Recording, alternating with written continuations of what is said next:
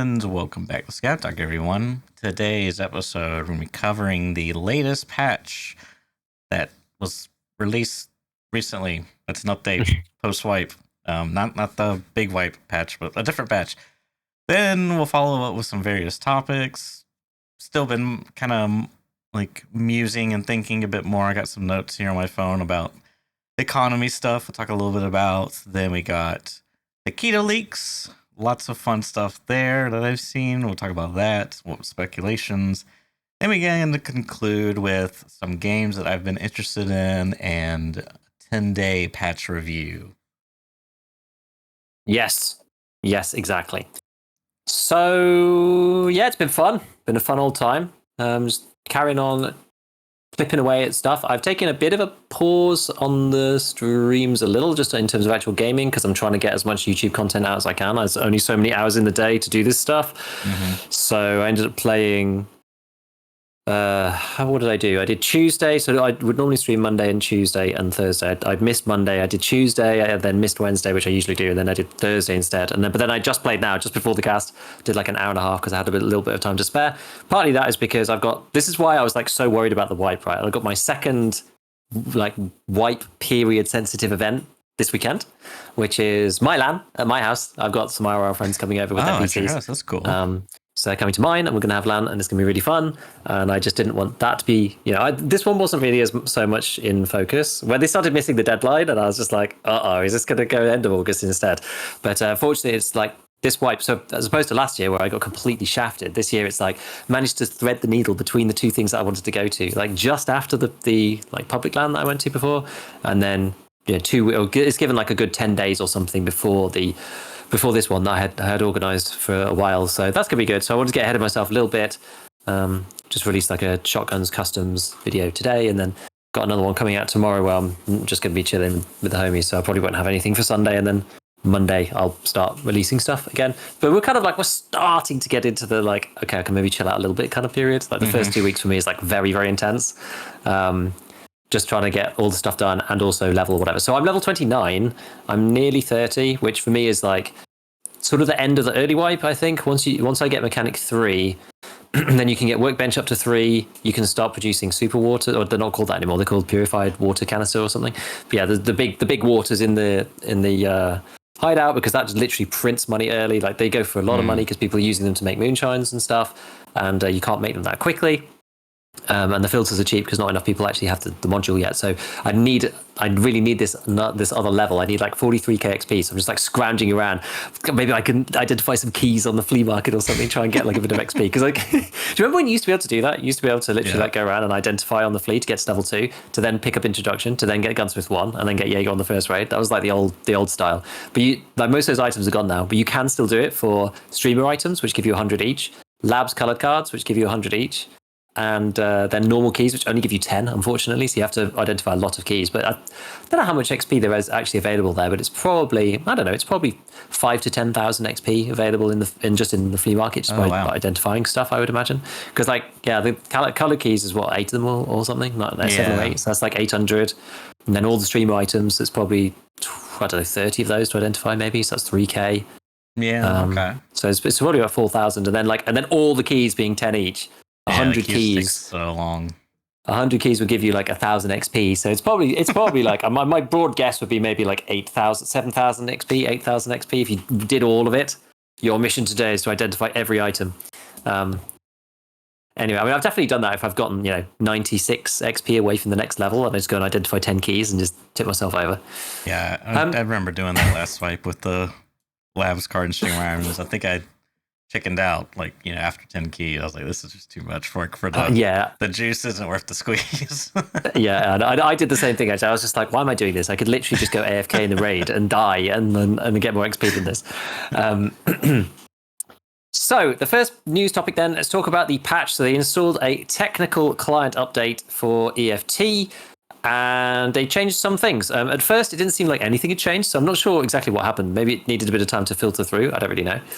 But there's a bunch of different things. Added more rare rewards, including key cards and mark keys for large sacrifices in the Cultist Circle zone in the hideout. This is interesting. We'll talk a little bit more about that in a moment because people have started to figure out, you just put junk into the cultist circle and you get stuff out.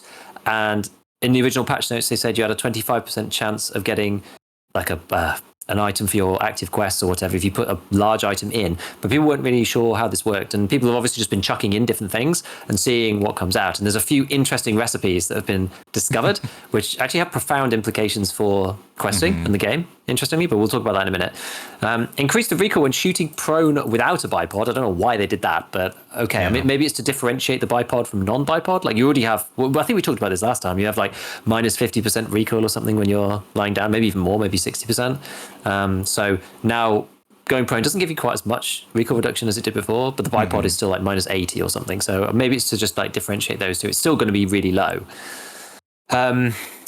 Increase the in-raid pickup limit for found in-raid items. This is a bit cryptic. It doesn't really say what, but it says 10 for barter items, 5 for keys, 5 for containers. So what this means is the limits that they had on certain barter items, I don't think it's on all of them, so you can probably have like 10 wires in a raid, I imagine. But I'm not actually sure. You very, very rarely pick up 10 of the same item. But there's like probably expensive items, things like ratchet wrenches and stuff like that. You probably can't have more than X number.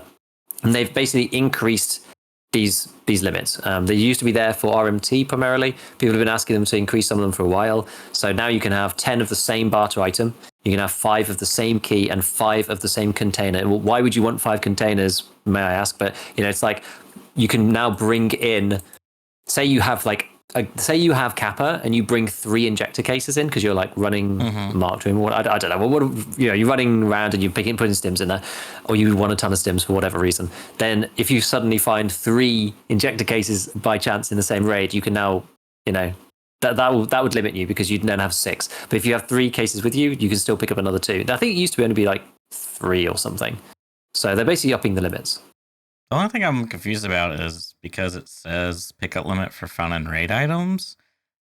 That's the part that confused me, because like it would make sense that you wouldn't want someone to bring in like a high value item that can be sold to the traders, like the ratchet wrenches. But I don't know. It's just that part confuses me, and then also that they don't list what items have the limits.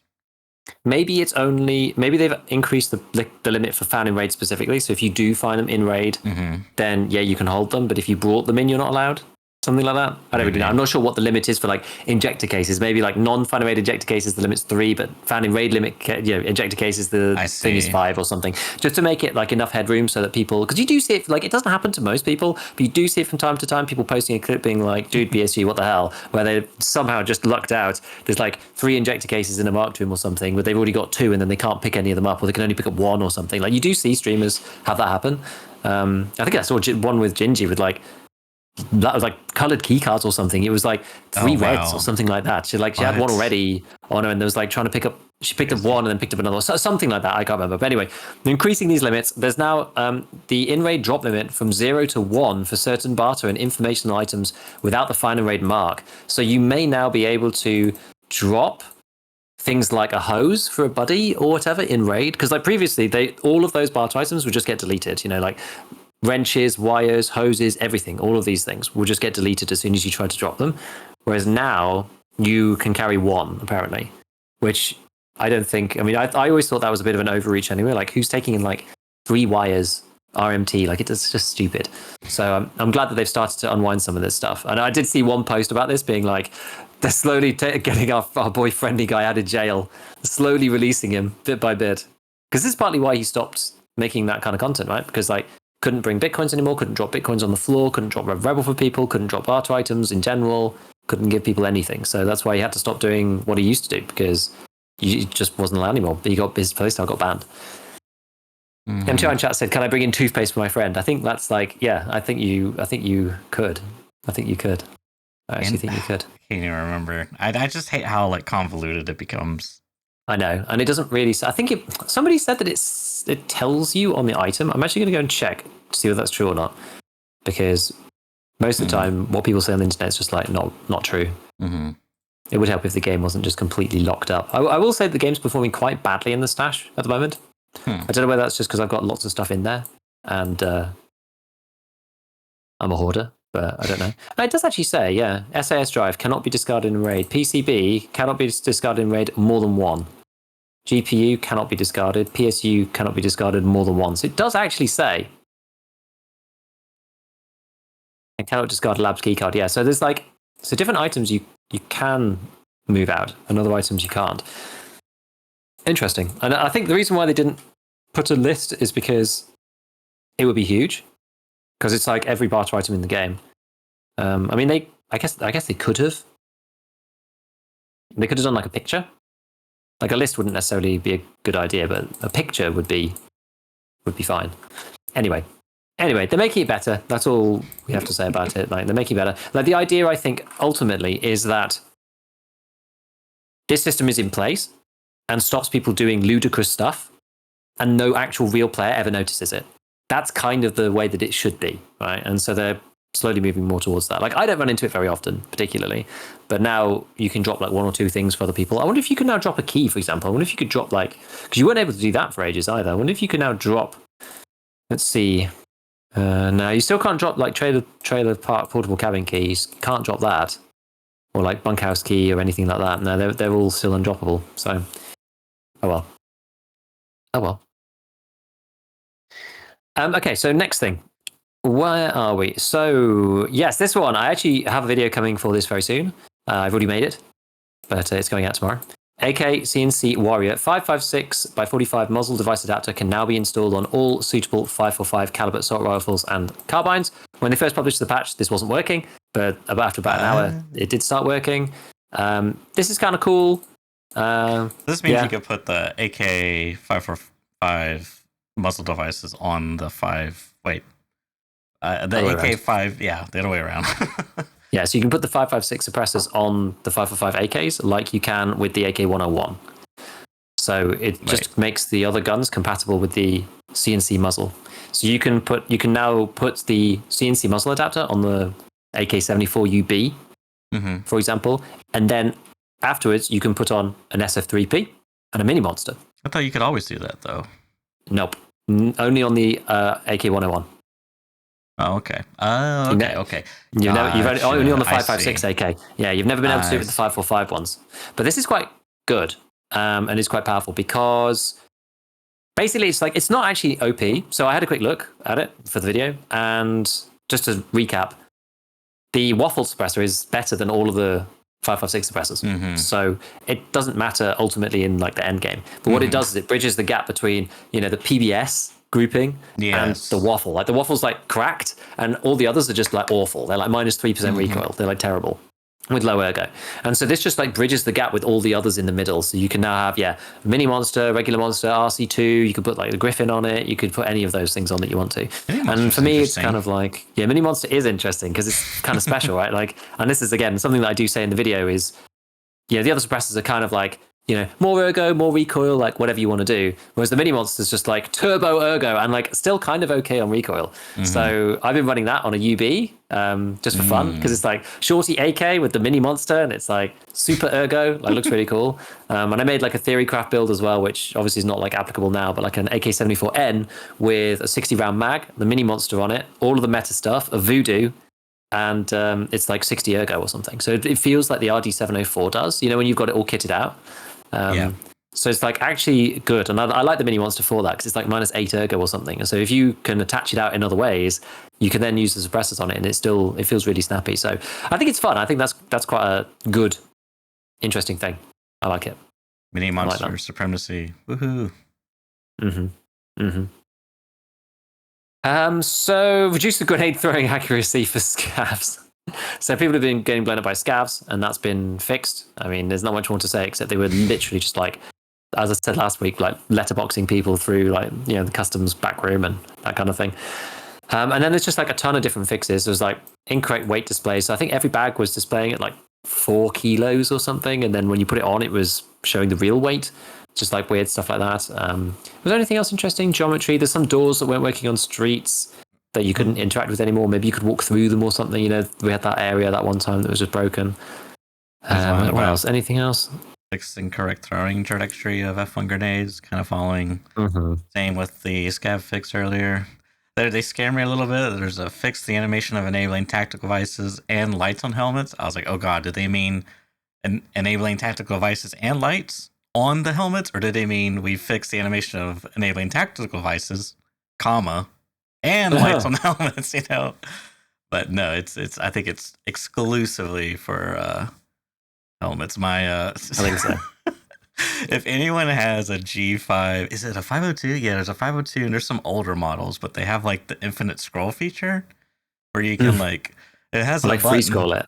Yes, it has a button where you can like disengage the locking mechanism or whatever, and then it just like free scrolls and you can flick it, it'll just spin. And I was like, oh my god, I want to try. I want to see a video of that with the freaking binding the hold tactical device on. I want to just see what it looks like. Oh my god, it's so funny. You're just having. Yeah. Yes, or was it yesterday? I can't remember. One of the days I was watching Hayes Z stream, and somehow that topic came up about, or yeah, someone was asking about keybinds, and so I was like, oh yeah, I know all about this. They were because they were like, why isn't my flashlight working or something when I press the button? I have to like hold it. And I was like, oh, let me tell you all about this. And so Hayes ended up messing with the settings, and we were just laughing at it because it's so humorous. He found, I didn't know this, but you could put, because it has two different binds, you could put both scroll up and down on it. So then you could just go crazy with your scrolling, and you just hear the flashlight, like, because it makes a sound like, it's just like rapidly ticking. Oh, it's so funny. It's like super.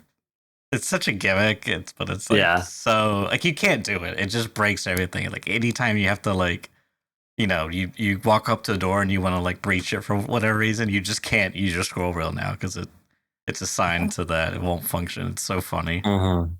Yeah, so some of the Tarkov binds are just so strange now. There's so many. I was even talking. I was talking to somebody else the other day. Like, people who play a lot as well, being like, "Where am I going to put bipod?" Like, I've got so much now mapped to like the Z key for me. It's just like out of the way. I don't use it that much. It's like double press for bag throw, single press for mount the bipod, control. That then takes the bipod out or whatever. It's just like if I can't think of where it's going to go down there somewhere.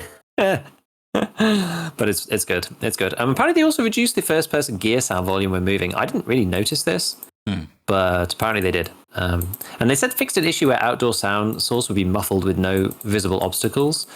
So maybe that's to do, or maybe that like helps with some of the issues that people have been seeing. I'll talk about some audio stuff in a bit, but yeah, they do seem like people are having some like strange sound where people are just like not making any sound, or stuff's occluded when it shouldn't be, and it's just all a bit weird.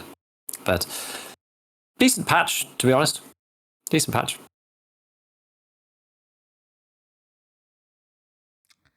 So, where are we going to go from here? Actually, yes. Let's talk about. Oh, should we talk about Nikita Leaks next? Just any other stuff? Yeah, I kind of forgot about that. So, Nikita Leaks, the two that I've got written down. Maybe there was a couple more that I missed actually. The two that I've written down is the Uzi. There may be an update for the Uzi at some point. Baddie posted a picture of himself with an Uzi with the double drum mag on the side. Somebody in the comments said, imagine repacking that in Raid. And he said, no, you just throw it away.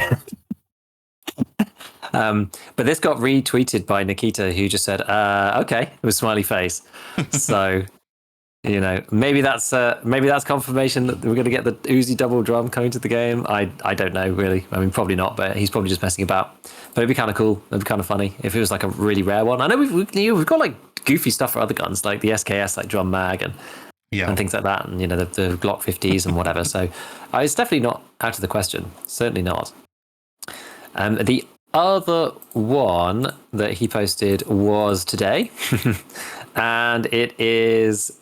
He posted an air horn, basically, but it just says he on the tweet, which is quite cool. And somebody asked, oh no, actually nobody even asked. He just said, yes, you will be able to use it, just as a follow-up post underneath, which is cool. So lots of people are like, I was just thinking that'd be so funny. You're in a bush and then somebody walks past and you're just like, like freak people out, just give people jump scares. But then I think it was a couple of people sort of talked about this, but I think Stank did as well, basically saying like, Oh, please let us use it on the tripwire. I was just thinking that too, because that would be even funnier as well. Well, can you imagine like setting one up though, and then like you hear it go off, and then you know someone's there? Like that's kind of interesting in its own way. Yeah, I mean, you can do true. that with a flash anyway, so you can you can get a flashbang connected to it, and if you hear it go off, then that's fine. But like, hopefully, this would be like super super loud. And it's like very distinctive, right? So if you could somehow put it on the tripwire, so you can like burp somebody, that would like it would just be so funny too to watch people just like freak out. Just you're miles away, you're not even intending to kill them. I can imagine like Abney making a video about this. He's just got like tripwires set up in places, and he's got like a 24 times scope, and he's miles away, and he's just watching people like jump in the air and like do spins with their gun or whatever. That would be me. So yeah, that could be pretty funny. Some Stank-Rat and Abney memes with tripwire air horns may be coming to your YouTube big screens any day. Any day. So I quite like that. I do like that. I like the fact that they still want to add like fun stuff in that's just sort of silly. For sure. Especially like this interactive stuff. Yeah. I actually ran over a tripwire around like Dorm's area yesterday when I was playing, and that was the first one I'd hit. But it turns out like Partan had gone into Dorms and been killed by somebody for some reason, but his tripwires were still outside. And then I saw one today at the top of the factory stairs, not the vending side. Oh, were you watching? Yeah, not on the vending side, but I did notice. I thought it was quite obvious, to be honest. And they were at the other end, and I was at one end. And I just like walked up and just diffused it. I didn't have the multi-tool or anything, but it only took 10 seconds. There is a little audio thing for it, but I was like, well, it can almost be half a bait here, it's just whatever. And then I actually kind of wanted, I should have used the grenades thing. I wanted to use their own VOG and kill them. That was kind of the plan. But I just pressed G, so it pulled a random grenade out. I didn't like do the selector thing. So I just pulled out my own RGD, and they did actually die against the RGD. But I think they definitely would have died with the VOG. It would have been quite funny to, diffuse their tripwire and then throw the VOG back at them and kill them. Yeah, on that note, there is a new, because I was looking at when the patch happened, I copied my controls, any file, and I was like comparing the two, and I saw that they added an additional grenade hotkey that was also assigned to G, and I guess we missed G press or something? I can't even remember, but I'm gonna go and look.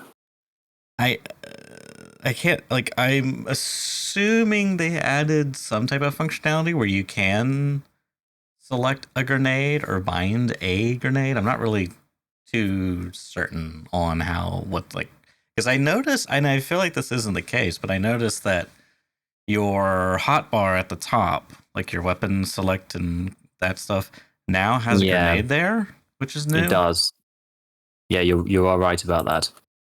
Yeah, I'm not sure. I mean, I have to go and check, I think, because I've not used it yet. I think it does. There does only seem to be one bind, but it's because it says unavailable. It's like maybe a special bind now. Yeah. So if you've got 2 grenades, then if you hold G, then it should. This was the idea. I've not actually, as I said, I've not actually used it. It's one of those things that because I just hadn't thought to yet, then you should just be able to do it like with.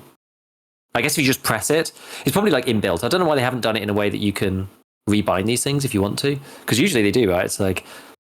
Yeah, allows you to change the keys for these things, but it looks like it's kind of like force bound onto whatever the key is that you have for grenades. That key is pull out a random grenade. If you just press it, if you hold it, it's like going to choose one, I think. Yeah, but I'll triple check. I'm just loading into a offline factory and seeing what happens. I've got a VOG in it and an F1, but I'm sure that's the way. Yeah, I was about to do the same. So glad you're thinking one step ahead. Yeah, I mean, you might be able to change it in the any file there, but maybe I feel like it's a greater than 50% chance it's going to default back to the default. Like it might just reset that any file back to its default. It detects that particular keybind change.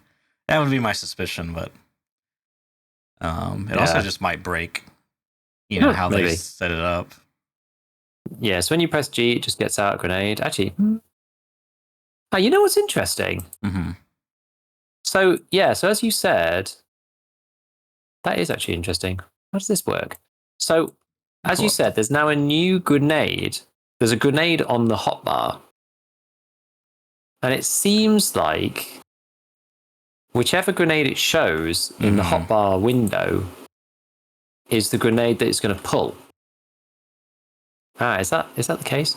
Yes. If you hold G and scroll, it then shows you the grenade to. Oh wait, no, it does actually pull that grenade out. But it also sets it on the hotbar as well. So then it's like it's ready to go. Kind of, yeah. So you can actually see which one it's going to be in the top bit. Yeah. So if I drag them both into my backpack and I put a VOG 25 up there, the VOG 25's up there. If I drag them both out and I put the F1 up there, there's an F1 in there. If I do VOG 25 and then an F1, it shows VOG 25. So whichever one was available first, that's the one that's there by default. You can then select a grenade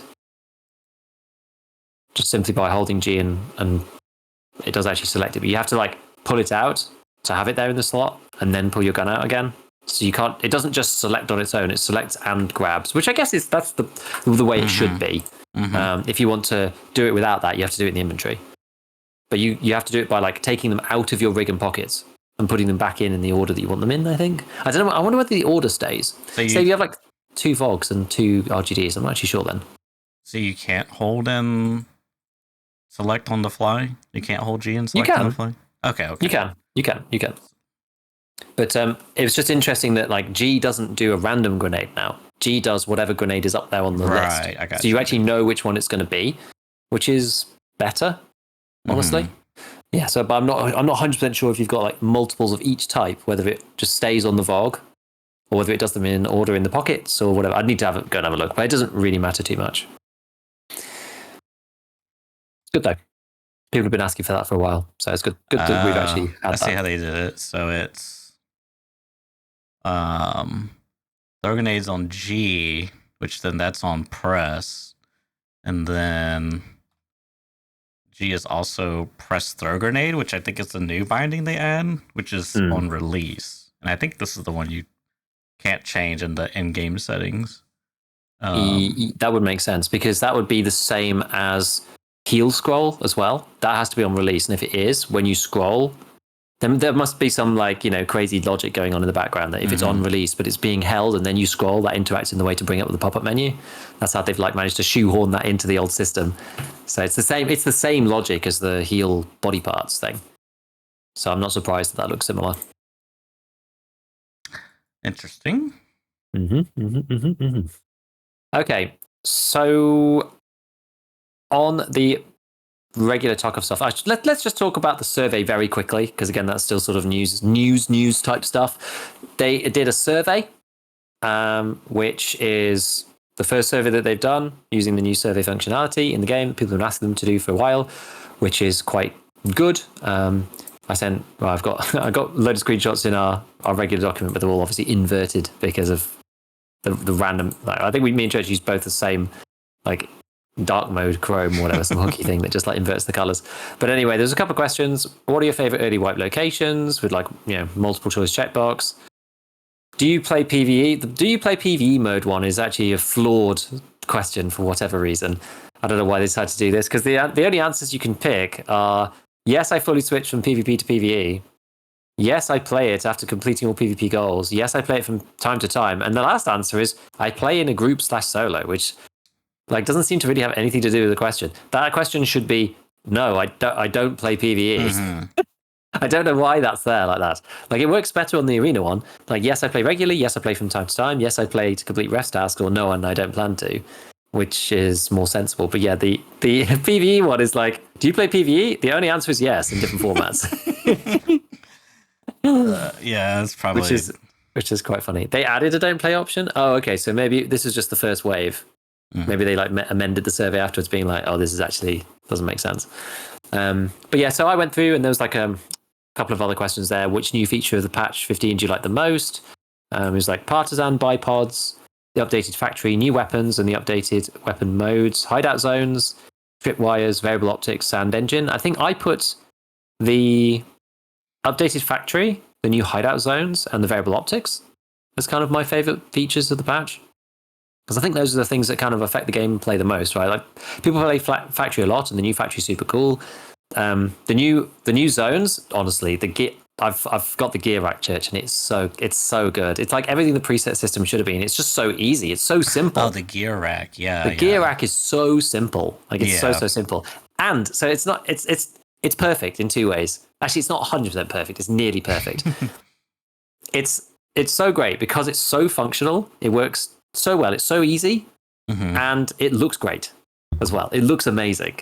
Like the gear rack looks fantastic. You can position them like it's stupid stuff, right? You can position the mannequin in like 4 different poses. So there's like, have you seen? Yeah, there's like there's like the cowboy like guns up kind of thing. There's like an arms outstretched one. There's what else is there? Well, what of it? It's I'm pretty sure it's a callback to Dark Souls because there's like a I don't know if you call it like a taunt or whatever, but you know you could do that. It was just so funny. It's like so iconic. Okay, yeah, because I've not played, so I didn't get the reference. But it looks so good. And then behind the mannequin, there's like a mini weapons rack with like your gun and like your mags or whatever and some stuff on it with like the actual things that you've got, the actual loadout like up on the rack, which is just really really good. I just like the way it looks. It looks so good. Oh yeah, it's just awesome. And then originally I was like, oh, I wonder why you can put trousers on it or not. And I was like, I wonder why. And then I like dumped a gear set on it, and I was like, okay, this looks weird without trousers actually, because you've got like a armored rig and stuff, and like a backpack and a helmet, and then like no trousers. So I was like, okay, I see why they did that. It's actually really strange if you don't have a pair of pants on it. So yeah, but it's really good, and I've used it a couple of times now already. Like as I said, it's a bit of a shame that it's behind the wall. So you have to smash down the wall, build the door, then get into the gym area, and then you can make it. But even just having one is like so crazy. I've basically got like a long range kit and a short range kit, and if I just suddenly have to go, we did Chemical Part 2 on customs, and then went to factory. And so I was like, I really want like the short range kit now. So like swapped over to AK-74U with the mini monster on it, and like left my G36 with like a Schmidt and Bender 128. That's just on the gear rack, and you could just exchange between them. The only gripe I have with it is that it moves your melee weapon, which is a bit annoying. I don't know why it moves the melee weapon. So it exchanges it with the mannequin. So like if you've got a Red Rebel, it puts the Red Rebel on the mannequin. So you end up with no melee. So like I see. The melee weapon should be, I mean, really they should just add a little like checkbox somewhere, say like move melee or not kind of thing. And you could even set it in the settings or something. Like I don't know, maybe have it in the module, I'm not sure. But like in the current state of things, if you wanted it to be perfect, you'd have to buy like 4 Red Rebels, 1 for you and 1 for each mannequin, which is just like a pain. Obviously no one's going to do that, you just move it yourself. But like the melee weapon is something that you don't normally move, but like having the option would be good. Maybe some people would be like, oh well, I only want it if I'm playing reserve or whatever, or like shoreline, maps that actually have a Red Rebel extract. Like I just carry it at all times, and I think most people do. But that's the only thing that's like, it'd be nice if there was the optionality to do either.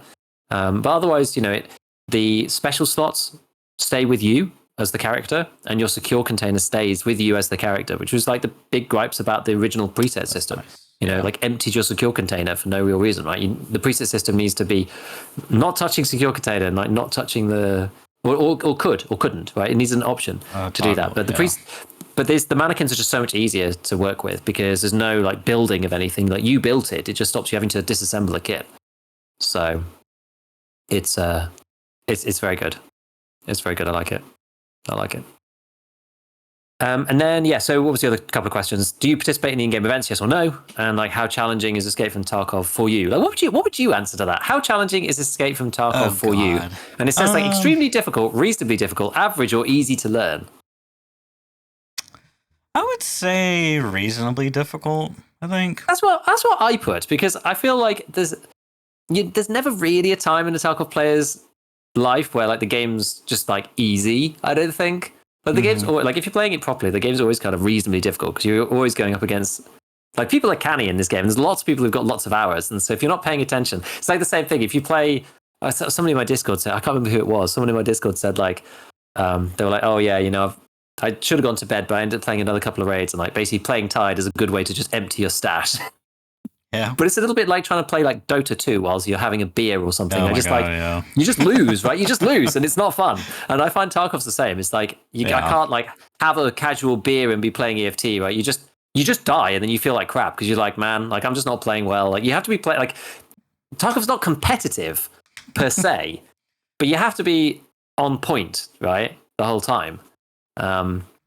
So even though it's not competitive, you have to really be like watching out. Otherwise, yeah, people will just snap headshot on you like crazy. It's mad. So yeah, I agree with that. I think it's reasonably difficult, is what I put. I don't think anybody would agree that it's easy to learn. Maybe some people would say average if they've been playing for like very, very long time, but there's really only two answers to that. Really, is like extremely difficult if you're new, and reasonably difficult if you've been playing for a while. Yeah.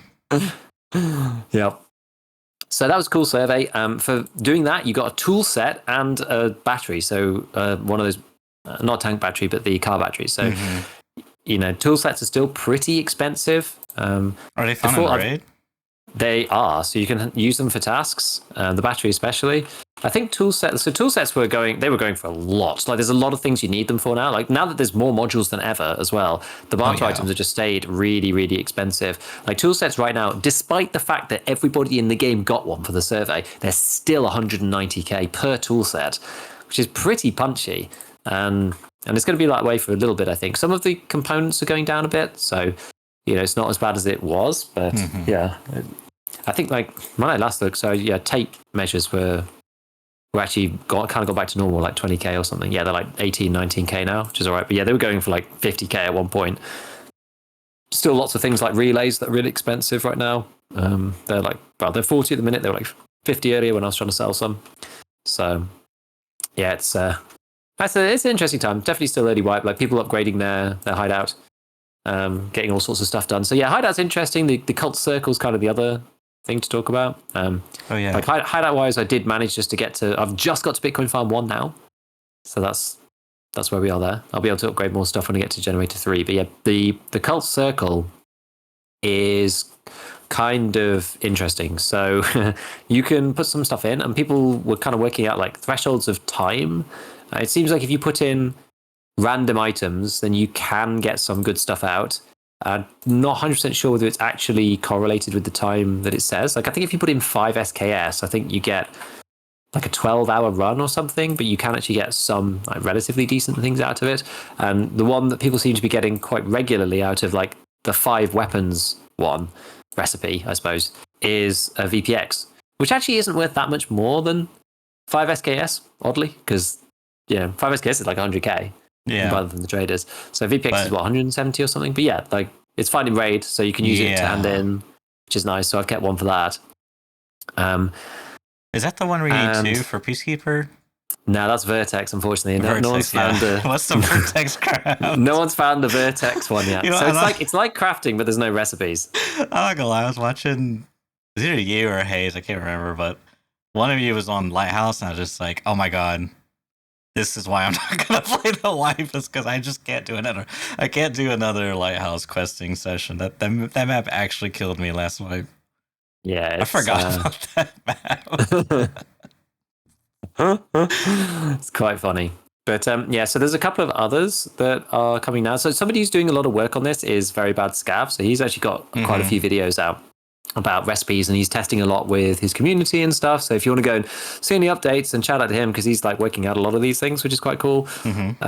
Logical Solutions also has got a post that he's put up about various recipes you can do, and a couple of them that people are kind of like figuring out together. I'm not sure who was seeing it first, whether they're both looking at the same sources. I'm not really sure, but basically the figurines turn out to be amazing for certain things, certain very specific things, and it's quite a game changer for some quests. So, for example, you can put in the Rushala figurine into the cult circle, just one on its own. Don't put anything else in.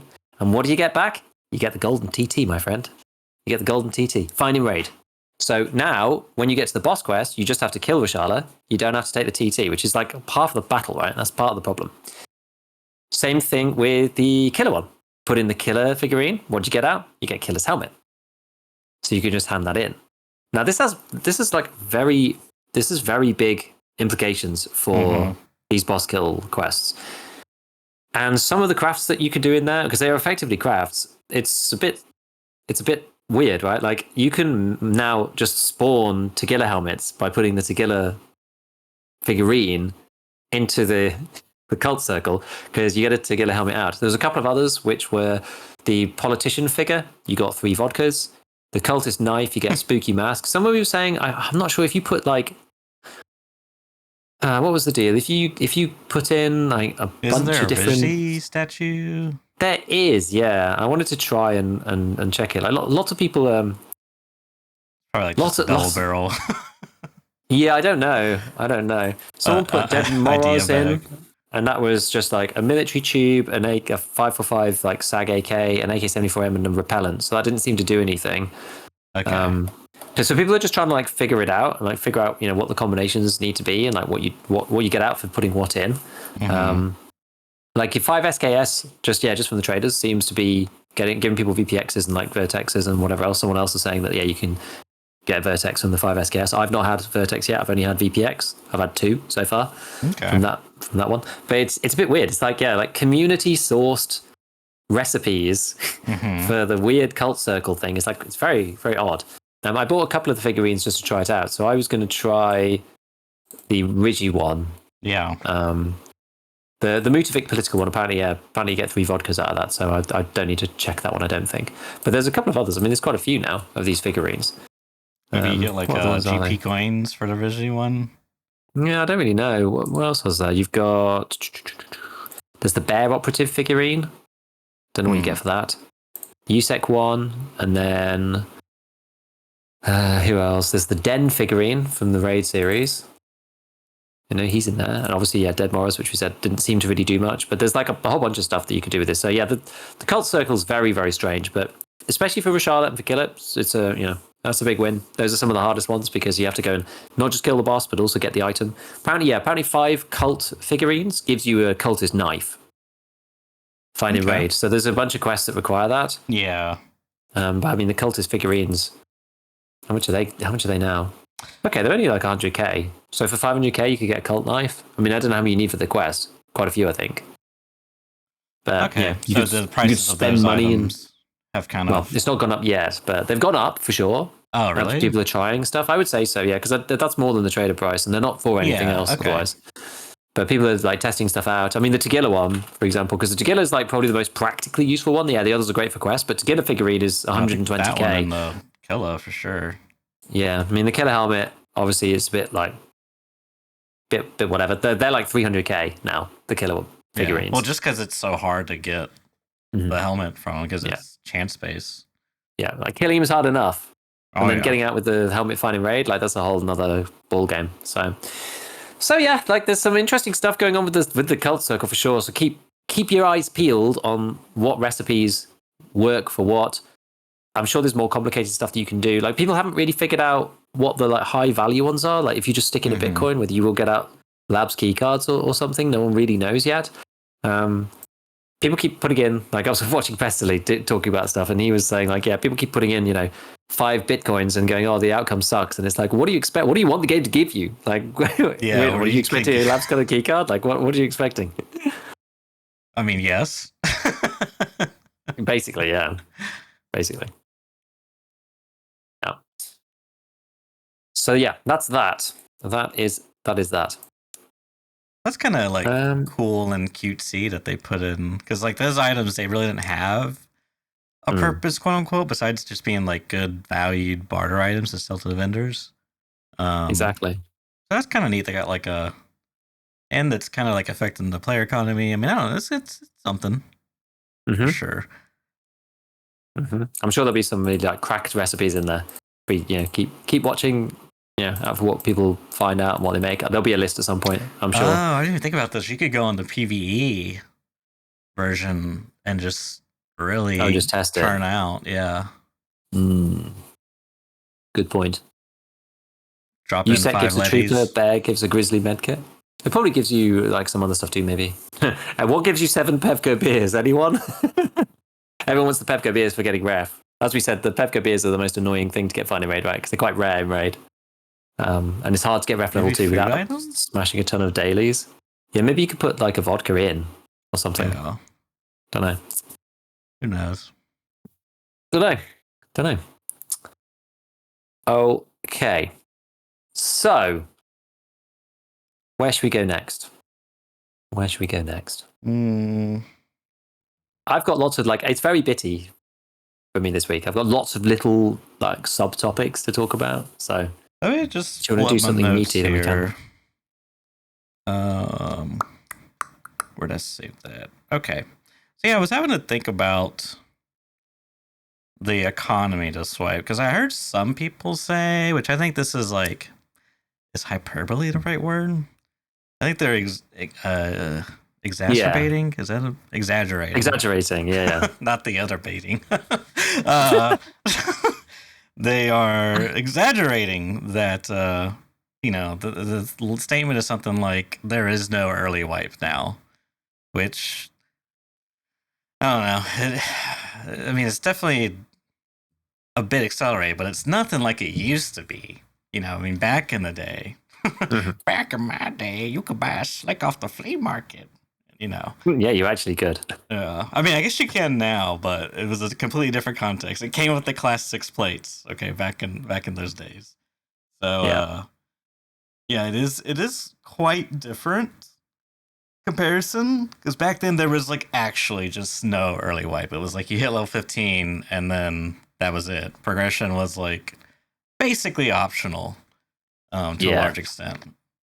So now it's we got a bit of a hybrid where it's you unlock level 15 and it's you can get some early mid game stuff and it's pretty because of the trader flipping it's pretty accessible because I think that's one thing I liked about the last swipe was the ammo, how that progression felt and how because that was it that patch or the previous one, I don't remember, but they made it to where I think it was that patch, the ammo boxes they basically add a crap ton of ammo spawns. Previously it was Yeah. you go to loot an ammo box and it's gonna be either 9x18 or 19 or whatever, and maybe if you're lucky it's a useful 545 539 round. It was just that was it. 7.62 by 54R, and that was it. Occasionally you find M855 and that was it. It's just so, but they really went through and expanded. Everything's got unique models. So I love that. Kudos to them for that. And that really made looting ammo, scavenging for good ammo exciting. I think you know, my fond memory of that type of experience was I saved up a bunch of M993 that I have found to do one of the Tarkov shooters or one of the Shooter quests. 8 maybe? Yeah. Or Psycho Sniper or something? One of Psycho those ones. Sniper, yeah, probably. Because what's kill 3 PMCs if a bolt action felt dying, or is it 5? They've changed it a lot now, and I don't do those Yeah. quests, so I actually can't even remember what they are. One of those, I did that, and I was okay, I just want a guarantee headshot. This is, but it was nice. I got to put that to use and whatnot. So, I don't know. It was kind of fun to scavenge for that. Plus, sometimes you find some stuff that's really useful or just sells for a lot to the vendors. But yeah, I don't know. It's just so yeah. Let me just dive into my notes because I was trying to figure out okay, my predisposition is the way the trader flipping works. I don't like it, and why don't I like it? You know what I mean? It's I'm if I had to choose between I hate it versus it's whatever. I'm a little bit more lenient onto the I hate it. So I try to break it down, and I mean these notes are gonna be so scatterbrained, but That's fine. these are sort of the pros and cons of trader flipping. So trader flipping, good players are going to adapt, aka struggle less monetarily, no matter what subsystems in place. So I guess that's kind of a pretext there.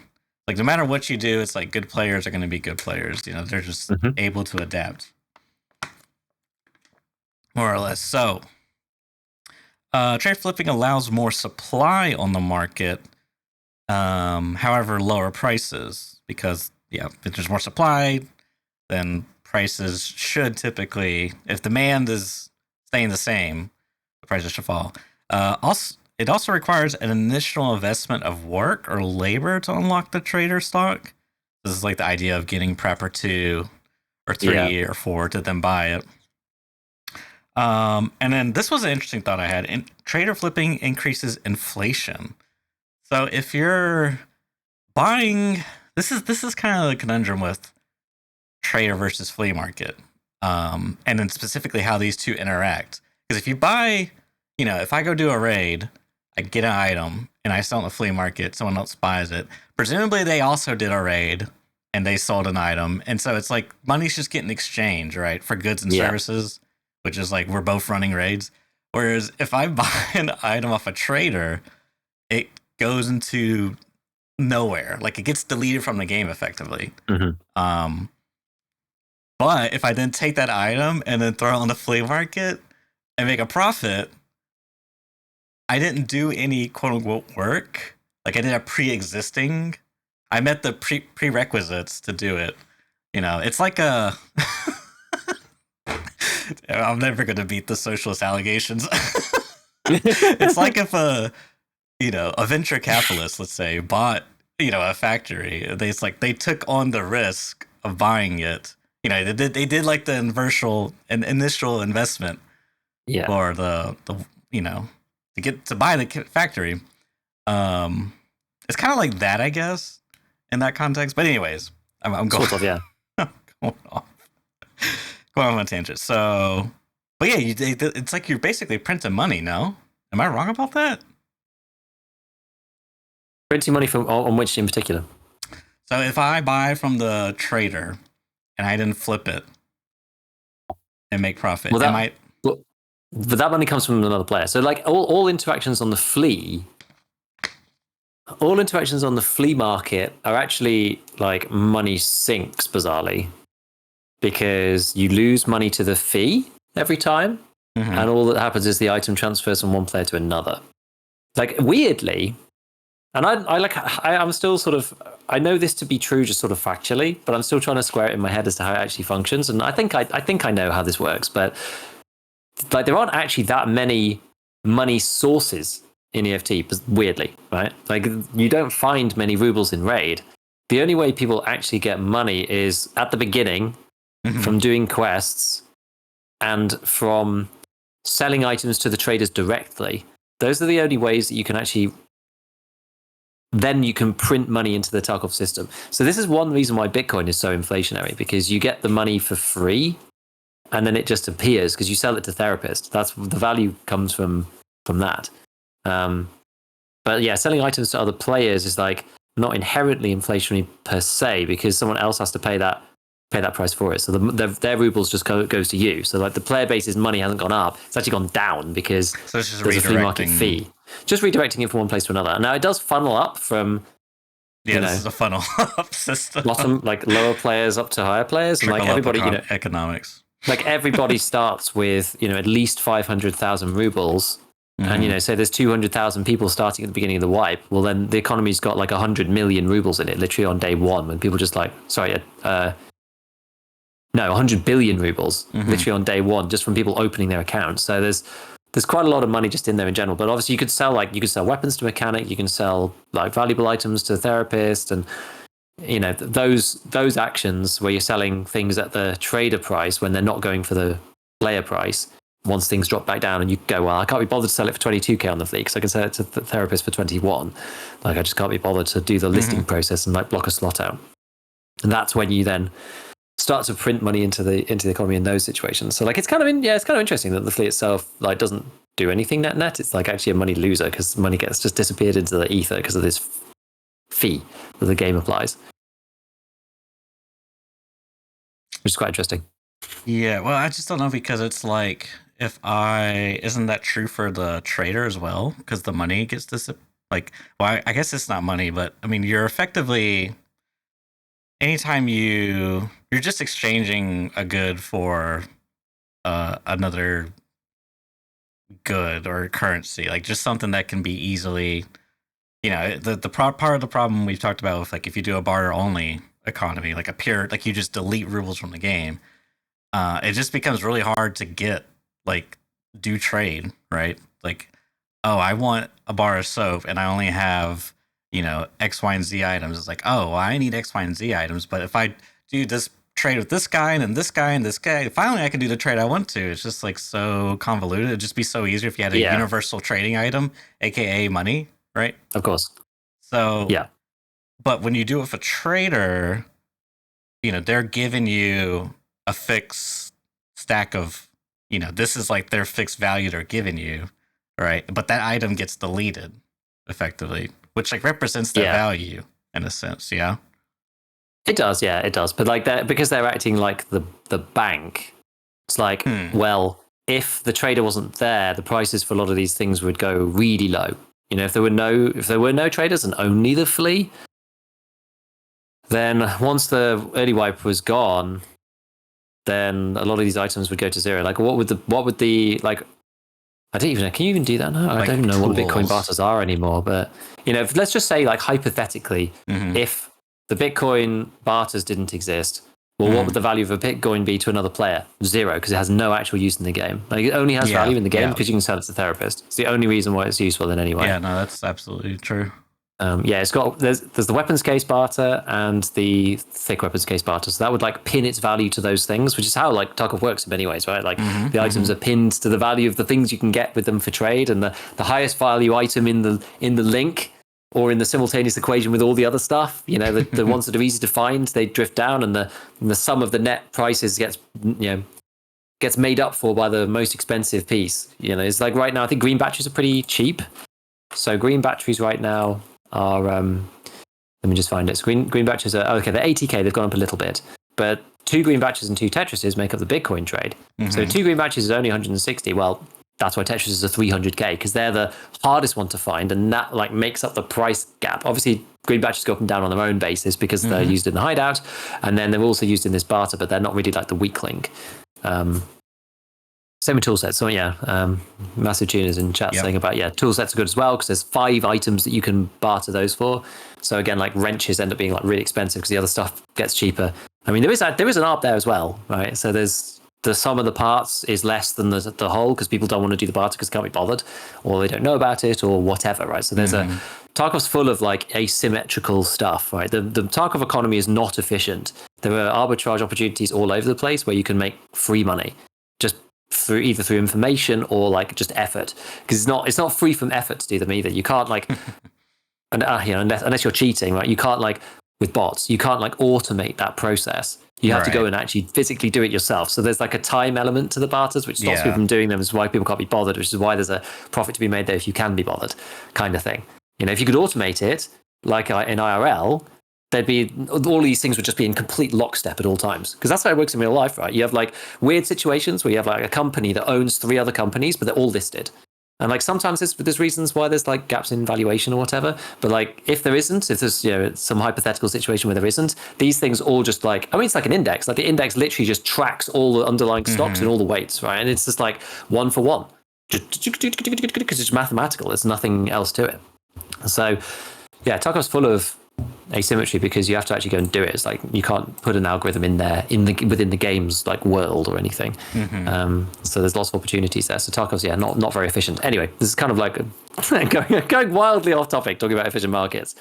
But even still, so yeah, when you buy an item from the trader, you end up like getting that item, which may be worth money to other players or not, but you're kind of deleting money from the game when you buy from the traders, and then you're creating money when you sell to the traders. And so, Oh. like, you can imagine a situation where, like, imagine you like increased all the trader prices by 100. Mm-hmm. That would be like massively deflationary for the game, for example, right? Because and you didn't touch the sale prices, so you could sell to the traders for the same value, Oh yeah, yeah. So you just made everything right? more expensive. But you make everything 100 times more expensive. That would be hugely deflationary. People would like be struggling to buy ammo. All of the barter prices would come down on the fleet because no one would be able to afford it. Like it would be hugely deflationary for the economy, in my opinion. I'm pretty sure that would be the case. So I'm pretty confident that when you're buying from the traders, that's because it's taking money away. You just have to look at where the money's going. The money's going to the bank, or when you're selling to the traders, it's going the other way. Inversely, if the traders cost less, then that would be inflationary. Yeah. Yeah, because you're less money's leaving the system for the same amount of stuff. Demand is probably about the same. Mm-hmm. So there's now just more money in the system to buy other things, barter items for your hideout, or more ammo, or better quality ammo, or whatever. So there's just more cash around. So, but this is what I'm trying to wrap my head around, is because when you buy from the trader, and it's the same price, but then you turn around and sell it to the flea market for an upsell to the people who don't have that access. It's not accurate to say, but it's as if you bought that item for less, with the caveat that it went to a different player. Yeah, all that you're doing there is you're kind of like the middleman, and you get the cut. Yeah, exactly. You're the middleman. And it doesn't make any difference because it's between two players. It's just like net nothing between the two of you. Like somebody else ends up with the item at an inflated value. The trader ends up leaving the same amount of money as it would be. If you use the item, the same amount of money leaves the game, and they get the item for the trader price plus your markup, and you keep the markup. Right. So that's the only difference. They're paying over the odds. You're getting the over the odds bit in your account, but the same amount still went to the trader. Yeah. And so it doesn't really make any difference. It just splits it between the player who's selling versus the player who's buying. And I guess just having that existence, that means, like, previously you didn't have that ability, so there was no, like, it was always going to be, like, what's an example of something? I guess it's not entirely true, because you could find the item in raid. I don't know. I guess it kind of comes down to, do you consider trader flipping legitimized work? You know what I mean? Yeah, it's like, and this is the thing. I actually am not sure. Like, I'm still kind of torn as to whether, like, I kind of like fundamentally don't really like it, but practically I can see benefits to it, and I'm not sure if I really mind so much. It's like I think it's because there's no clear answer, right? It's like, is being able to monetize your trader level a legitimate source of income in Tarkov? Should it be a legitimate source of income in Tarkov? I don't really know if that, like, what the answer is. Like, I think more so. This is the thing. I have felt more so no for a long time, but what this tends to do, and this is what has rephrased it for me. So we had this conversation in chat actually today about how I was very much against trader flipping previously, right? And then the wipes come through, and I'm like, been looking at the effects of it, going, okay, this is kind of interesting because it's actually quite a lot better for casual players in this particular formulation. And somebody in the chat was saying, like, yeah, I've been saying it was, going to be better for casual players for ages. And I was like, the thing is that it's a bit different the way that it is now versus the way that it like used to be. So it's kind of like multiple things have kind of come at the same time. So the finding raid has been removed and trader flipping has been allowed, but at the same time as having like flea bans in there. So you cap the amount of stuff that can be flipped to that like mid tier, right? The highest ammo that you can flip is mid tier, probably below, basically. Yeah, probably 7.62 PP is probably the best ammo that you can try and flip. But otherwise, you've got like M856A1 in there. You've got FMJ for MP7. It's like nothing's end game. But weirdly, it actually ends up like helping the casual player, because some of that ammo is now available early, but for a premium. Now, what makes it even more interesting is that on day one, something like AP 6.3 isn't really available because nobody's got level 3 traders, so you can't really buy it. Everyone's just finding it in raid.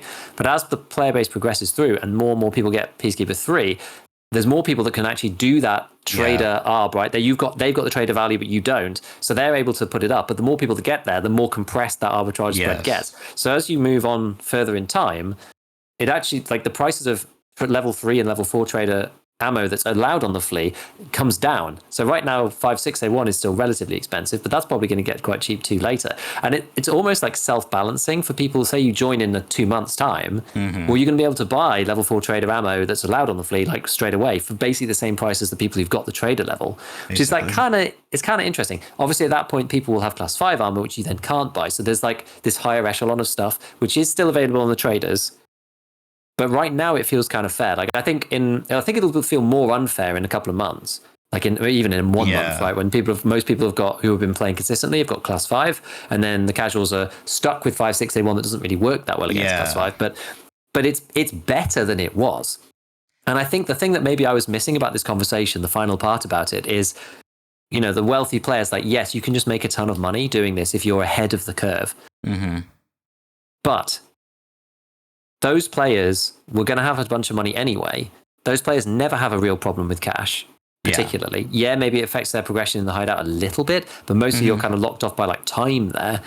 And for most endgame players, money isn't the ultimate resource. Yeah. Like you can buy whatever loadout you like, really, when you're an endgame player. It's mostly questing, XP, that kind of thing. Those are the things that are more important to endgame players. And now it's going to be in raid time, going to certain areas to hit the areas to get class 6 and stuff. Those are going to be the things that are like the real limiters for people, not money. Money hasn't really been a limiter for top tier players for years. And so, yeah, the guy might get to 100 million rubles like a month faster or 2 months faster than he would have before. Does that actually make any difference? Like they're still the top end players anyway. They're always going to have the best gear available to them. They've got less gear now available because the class 6 stuff's been taken away from the flea. The casuals now have access to class 4 beating ammo on the flea market because those guys have all powered through and got up to the higher traders. It was almost like all self-balancing. So even though I kind of don't really like it in principle, like the actual effect on the game has felt quite good. Like, we were talking about all these different things in chat, and I was saying, I feel almost like the sort of 3 different groups of gamers who play this game are probably more in agreement with the way it is now than ever. Like the casual players can buy their ammo. The Chad players have got finding raid back, so they can make money off selling other people's gear. And the economy guys can flip on the flea. And then it's like it's just like it feels like the game's in quite good state. Like it's difficult to get the compromise right so that everybody's winning, but it actually right now feels like everybody's winning because of the combination of all the stuff that's been put in place, like limits at the top, making things easier at the bottom. Like I don't know, and it's sort of almost self-limiting too. I don't know. I'm quite liking it despite not thinking it was going to work. And I think it's because there's a couple of things that are interacting together to make it function well. Yeah, I definitely agree with that. It seems like certain phases are going to be better than others. Like I think the one interesting thing to see is as the wipe progresses and the supply for these mid-tier ammos increases while demand decreases, like what that does. Because like if you get into a state, like hypothetically, it is great that you could join late wipe and then, everyone's moved on. The mass majority's moved on to like late wipe stuff, which is like exclusively on traders and or in raid. And presumably it would be like, oh, this is great for me because all the stuff should be cheap now. And I'm not certain because if money's no object and also if the supply for these things like AP 6.3 is so great and the demand's really low, like what does that do to the market side of things? Like would it do the inverse and that the price starts to go up? Like it's this weird bell curve where, the price starts high at the start of wipe and then as a couple of weeks pass it starts to get lower because it's only like a level 15 requirement, people are unlocking it, supply's gone up, demand still remained the same, and then as you get towards the later end it's like, oh, demand's gone down because 6.3 is like garbage, but the supply has gone up even more so. Yeah, it's just that then becomes less about like it's the third thing of the time thing, right? It's like supply, whether people can be bothered to supply it. That's really what matters. Exactly. There. Because at the end of last wipe, we'll have to see. I think it's going to be different this time around because it'd be interesting to see for sure. Yeah, because it came in place partway through last time, and as I said, there were tons of things that you could get. Like you could make money out of nowhere easily because people couldn't be bothered to do the barters or whatever, and they weren't used to the new system. So maybe things will go up again because people can't be bothered. Like the money has no value, and so doing the ARB has no value, and so actually ends up getting more expensive in the late wipe. Like 1 month before the wipe, is AP 6.3 going to be more expensive than it is like now? It might be, honestly. It might be. Same with like 545 PS. Are people going to sell 300 bullets of 545 PS for 3 rubles a round? Like, maybe not. Lots of people might stop bothering. But then it also, that's interesting though, in its own right, because we're thinking about the player base as like a mass group, right? You've got all the people at the top end who made their money, who are max traders, who now just want to play PvP. You've got Bitcoin Farm and don't need to bother. They're now not trading this stuff. Yeah. And you've got a mid tier of players who are now selling to the newcomers. So they're only at level 3 traders and they're selling the AP 6.3. So they're now making the money. So it's not always the chads necessarily who are making the money, because people have to, do you get to a certain amount, you stop doing the ARPs, you can't be bothered anymore. So then it goes down to the next guy who's still trying to build out his Bitcoin Farm or whatever to try and buy GPUs. So it actually kind of will like flow down through the player base as people can be bothered to do this or not, which is another, I hadn't even thought about that. Yeah, I was just thinking that as you were describing that. Yeah, because it kind of like, it works if money, it's like the market serves its purpose in the early to mid game.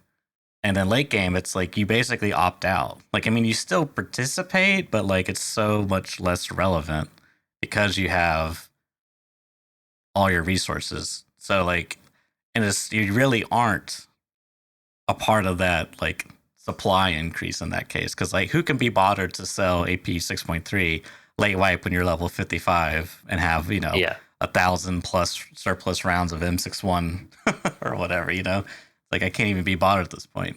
That is interesting. Now, I guess the other part to the whole thing is that a lot of people feel that the early wipe is really short at this point.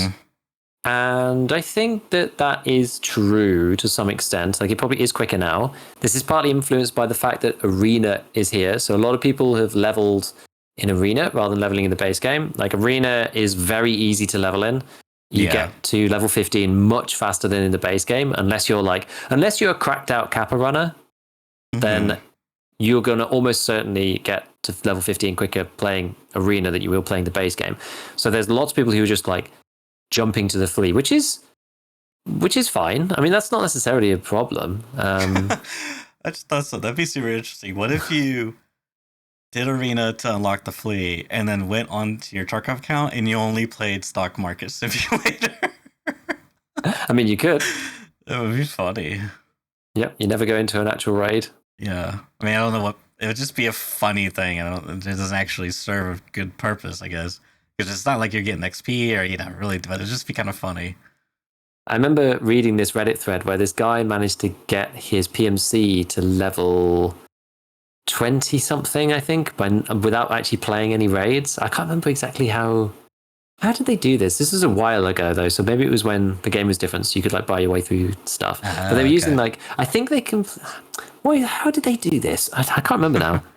There was some way of doing it. You could like, it was back in the day, so you could like identify everything, get to level 2, get Gunsmith Part 1, complete Gunsmith Part 1 by finding your items in raid as a scav, slowly bootstrap your way up to level 15.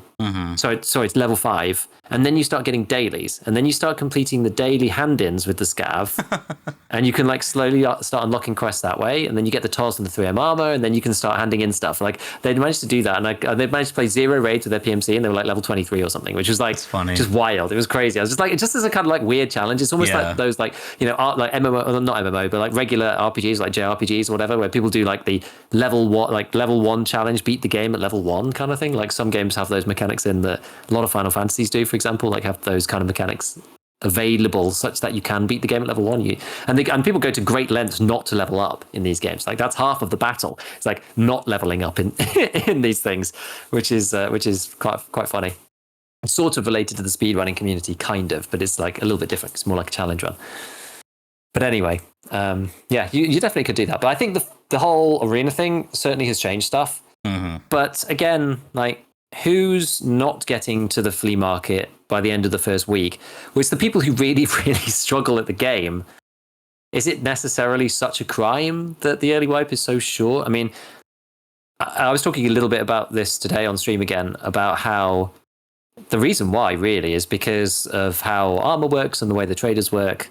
And it's fundamentally a problem with the traders, right? The only way to shorten this down is to dramatically decrease what's available on the traders.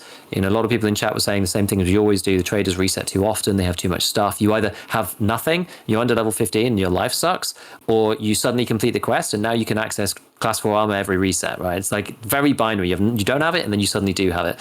And you'd need to like fundamentally restructure the traders. Like Ragman would only sell like 2 class 4 armors per day, and they'd be on rotation. Sometimes you wouldn't even have anything, or like, there'd be one class 3 and one class 4. You'd have to buy those and like baby those things. And Prapor would have 2 guns, and you'd have to like really, really, really minimize what's on the traders. They just can't work in the way that the system is now. So to even add more context, it's also just like the metification of online gaming these days. I mean, without Tarkov wiki, I think this game probably would be borderline unplayable, but it definitely, as a person who's played many wipes, there's a lot of useless Tarkov information I have that just, whereas starting as a new player, it's like, absolutely nothing. So it's like, it's going to take you longer by virtue of being new, but also just like not knowing, that eventually I'm going to need this item, or eventually I'm going to have to go here on factory and I should stack these quests on factory. There's so many like optimizations that very experienced players would just know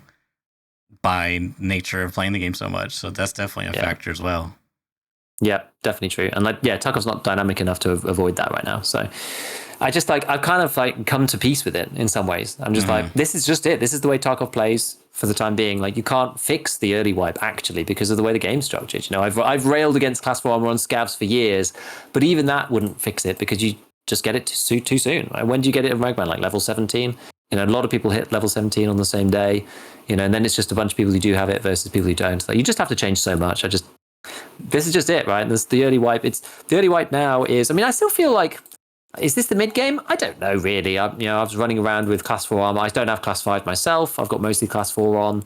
I'm not using like crazy guns. I've got a couple of good scopes. That does tend to what I spend my money on. But I've got just like mid-level guns right now and pretty mid-tier ammo. 5.61 is basically the best I'm using most of the time. You do find good stuff in raid now, which is nice, and that's cool. But I don't know. I just feel like on balance, like this is kind of as good as it's going to be in the formulation, the way that Tarkov is. So people who like are lamenting at the early game not lasting longer, it's like what these people really want is like a hardcore mode, really. And I've said it before and I'll say it again. You can't compromise this main game enough in either direction to make it either unplayable by regular players, like people who come in for the first time, or interesting enough for people who've played 5,000 hours. This is the problem, right? They need 2 different game modes. It needs it. That's the real facts of the matter, because I would actually want it to be more difficult in very particular ways. Like, I don't want the chemical part 3 syringe to change on me randomly. Flies around the room and like hits you in the head, poof, and then flies down the corridor. It's a chase after just open up the wiki, just do it. Someone's got to post on there, just do it.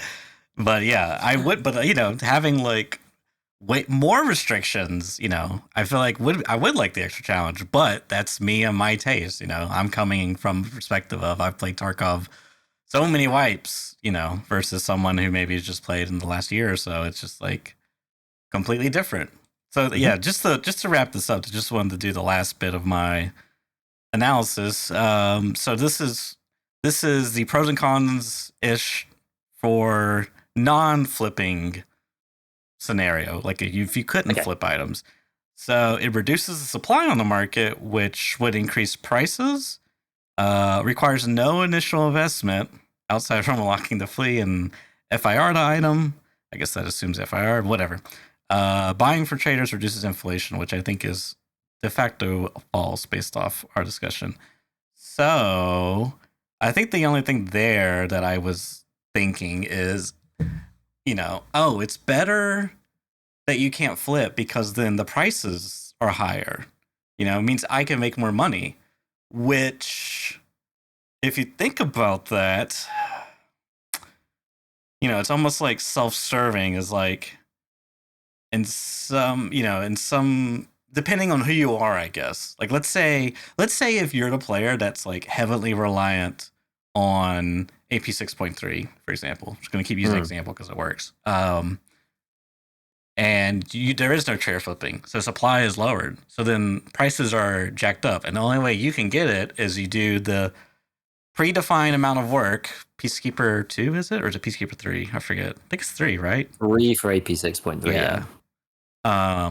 You do all that work, and then finally you are now allowed to buy that.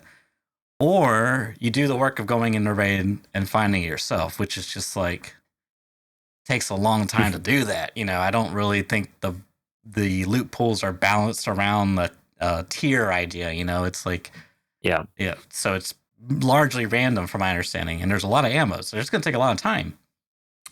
However, if I'm a player and I actually have no need for AP623, but I know other people need it and I sell it in the market because the supply is so low on the market, that means I make more money, which is like the same exact descriptor problem of the first problem that I described with trader flipping, is that the player who progresses more makes more money, right? It's the same exact thing in both scenarios. You have to find it in raid though, so it's a bit different, isn't it? It is you a have bit to do a different kind of work. But the trade-off is there's more supply, and like the work is less, and however, there's. I think you've muted yourself. Oh no, it's okay. Okay. I accidentally. I thought maybe I unplugged my cable. I don't know. I do feel a lot better about it because now I want to see how it plays out throughout the wipe, because I do almost feel like there's these three different steps that the wipe goes through, and how the players sort of like exit the flipping space, and then other players enter as they move up. It'd be interesting to see. It will be for sure. I'm fascinated to see kind of like where we end up with it all.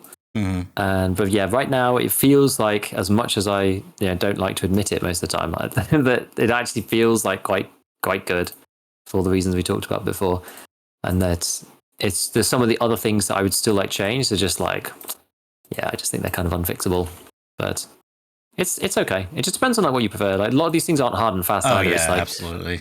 Yeah, it's like, do you prefer harder progression for new people or late game people, or do you care about late game people making more money or less money or whatever? And like a lot of it's kind of nebulous. It's just like relative to now. Do you think it should be harder or easier for these people? And then how do you do that? So it's, I don't know.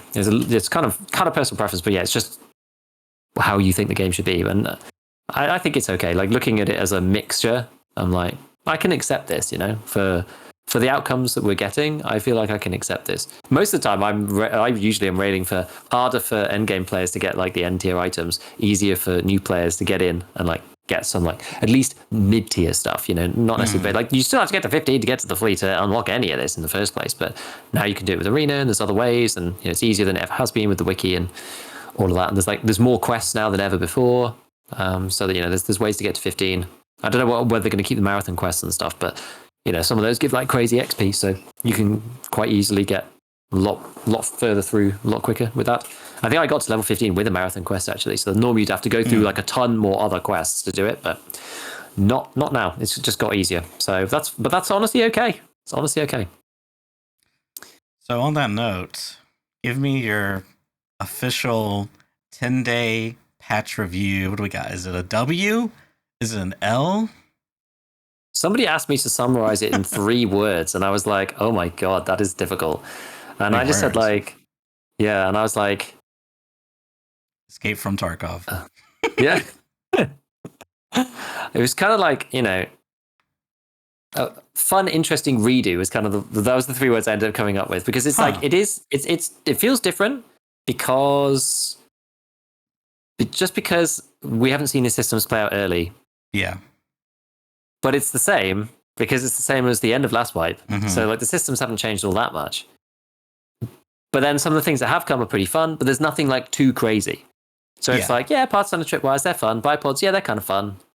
The new factory is like pretty cool, like optic zooming. It's just like quality of life, things feeling nicer, like gear racks and stuff. I'm just like, this is cool. It's just like, it just feels like playing a nicer version of last wipe, in my opinion, like more consistent, more stable, with like the added wobble of like arena and all sorts of weird stuff going on. With arena being quite good on the side, at least for me, I quite like it. So, I think so far it's pretty much a W. I think the only thing that's probably the biggest downside right now is maybe the audio changes. Like I'm not saying that it's necessarily bad per se, but it's like it's different again for the like third time in a row or fourth time in a row. And like I think people are getting a bit fatigued about the changes with it. I know that everyone just wants them to fix it, but it's just like, I mean, if they can iron out some of the issues and some of the bugs in the system.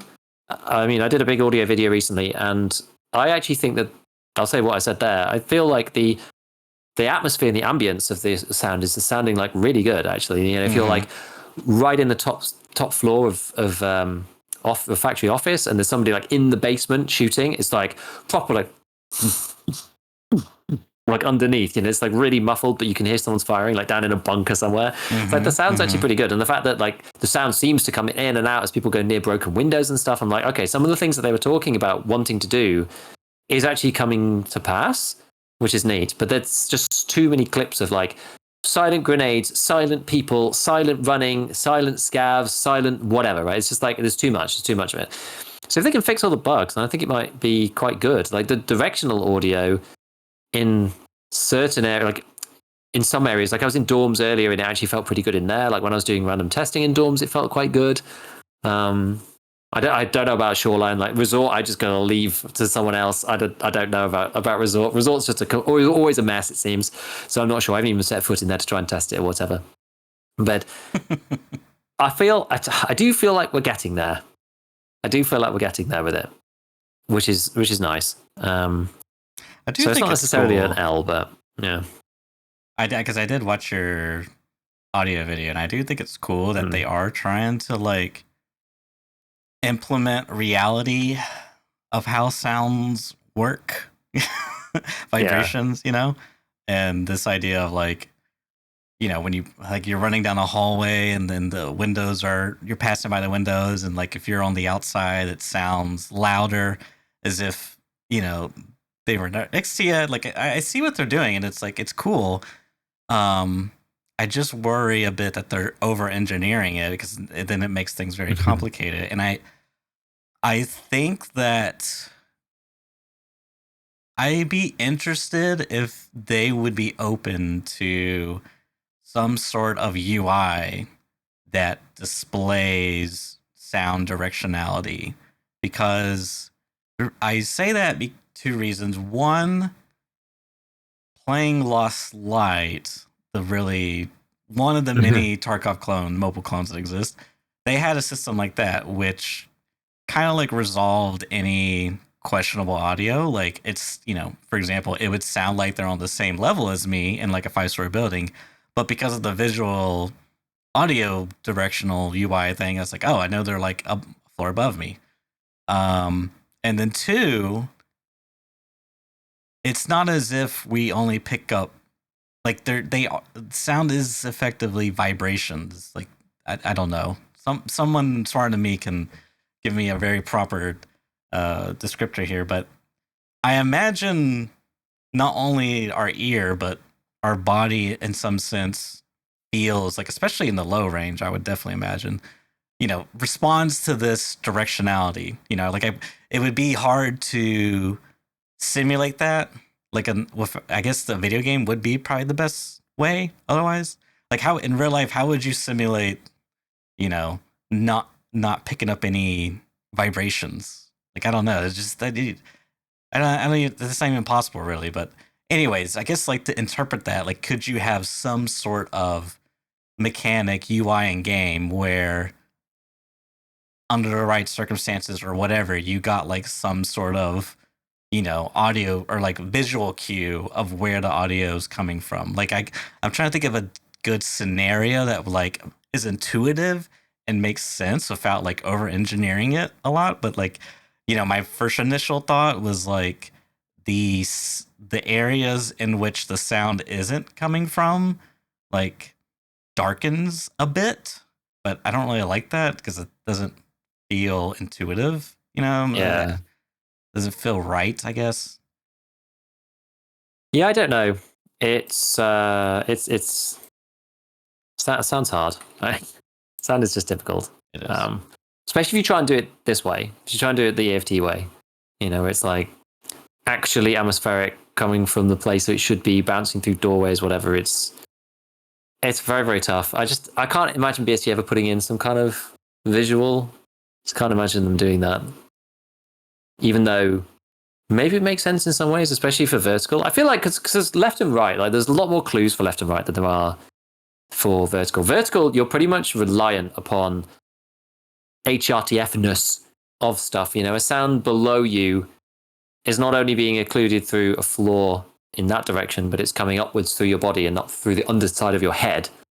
Sound above you is being occluded first off, and then, well, we're talking about buildings here, but, coming through some kind of layer and then coming through the top of your head.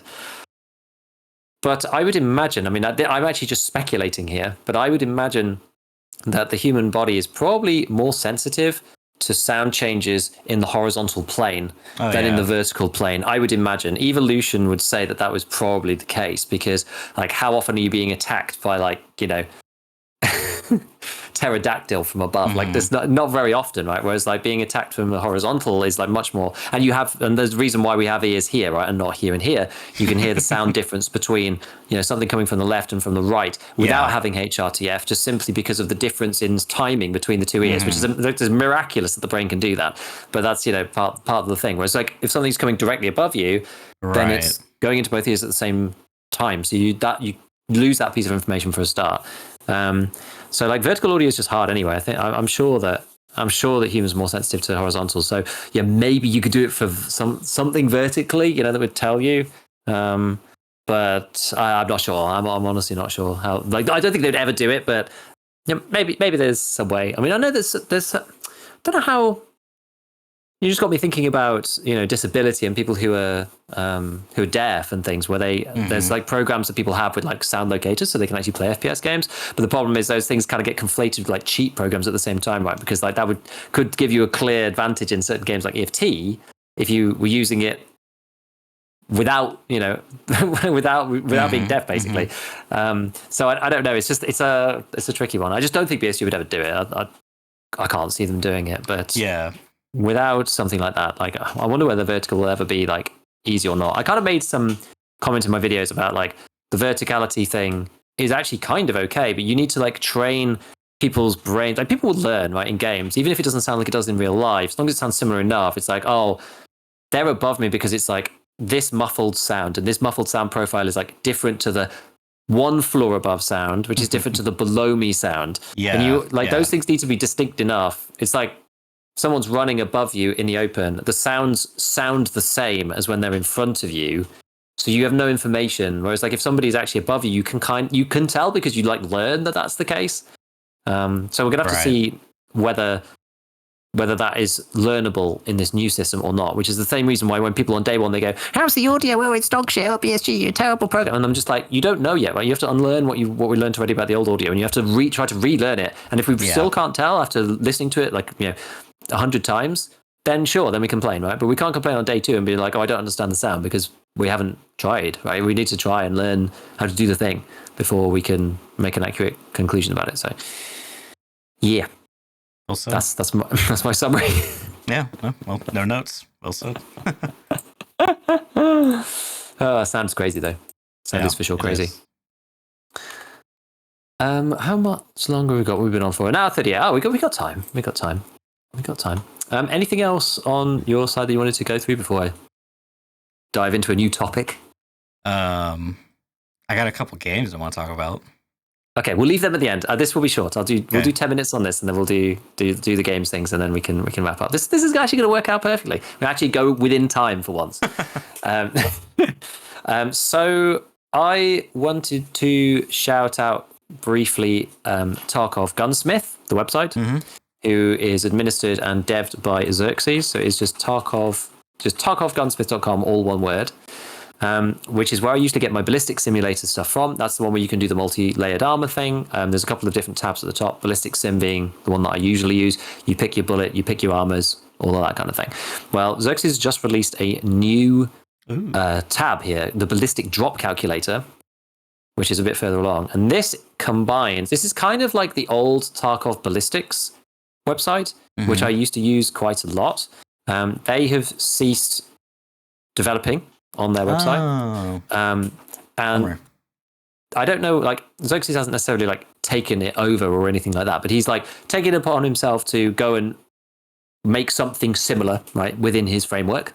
And as you can see underneath the drop table blue button, you can see a nice little credit to somebody who we all know and love within this particular, exactly. A very special thanks to Tower, who is integral to this feature. So Tower's been helping Xerxes fix some of this stuff. Now, the wonderful thing about this, it's very interactive and really cool. So what you do is you put the caliber of the weapon in. So for example, the best example is put in like 12 gauge. Right? This is like the classic, right? This just makes it so much easier if you do it with 12 gauge. You can see what's going on. And then select a weapon. It doesn't really matter, 153 or whatever. It doesn't really make any difference. And then you put the barrel in, because obviously that changes the velocity. And then there's the calculation ammo, which is a bit further down. Maybe those fields could be in orange or something. That maybe would be quite a nice little thing. Maybe I'll tell him.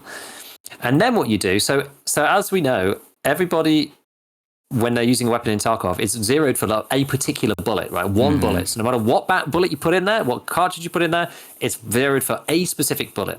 So if in the calculation ammo you put a slug, any slug, Superformance is the best example of this because it's the quickest slug. So it's like it goes wrong in the most spectacular way. and then you generate the drop table. And then you zero. Say you're a regular person and you think it's going to work in a normal way, and you zero it to 100 meters. You go, I'm going to hit somebody at 100 meters with Superformance. So I'm going to set it to 100. Then if you look over at the charts, at 100 meters, Superformance hits 92 centimeters high over the top of your target. So the red line represents the calibration distance, and that shows you how high you shoot. Which would also be where you're aiming. Or no? It'll be 90. Yeah, so it'll be 92 centimeters over your aim point. Is basically the idea. Yes. Okay. At that distance. So if you zero it, so if you zero it to 100 and you hit somebody or you shoot at somebody at 100 meters or a target or whatever, it'll hit 92 centimeters above your line of sight, like where your crosshair is with Superformance, because it's using the 7mm buckshot drop curve for Superformance slugs, which is hilarious because it's just the way Tarkov's worked forever. But the good thing about this site is that now you can see this. I'm not sure if Tarkov Gunsmith had most of this stuff, but I just prefer this, I think, and like that it kind of does the comparison and shows you on the chart and yada yada yada. So this tool's pretty neat. You can go and see different things and different amounts of drop and whatever, depending on what you've got things calibrated to. So if you keep things at a 50-meter calibration, then it's not necessarily as bad. You'll still hit like 12 or 25 centimeters over. I did actually go through some of this on my latest video, which is the one I released today about shotguns, because I thought it was cool and interesting, and it's a new fun tool for people to use for stuff. Shout out for Xerxes. He makes some really, really good tools and whatever, and they're very clean. I like the UI, and they're just very.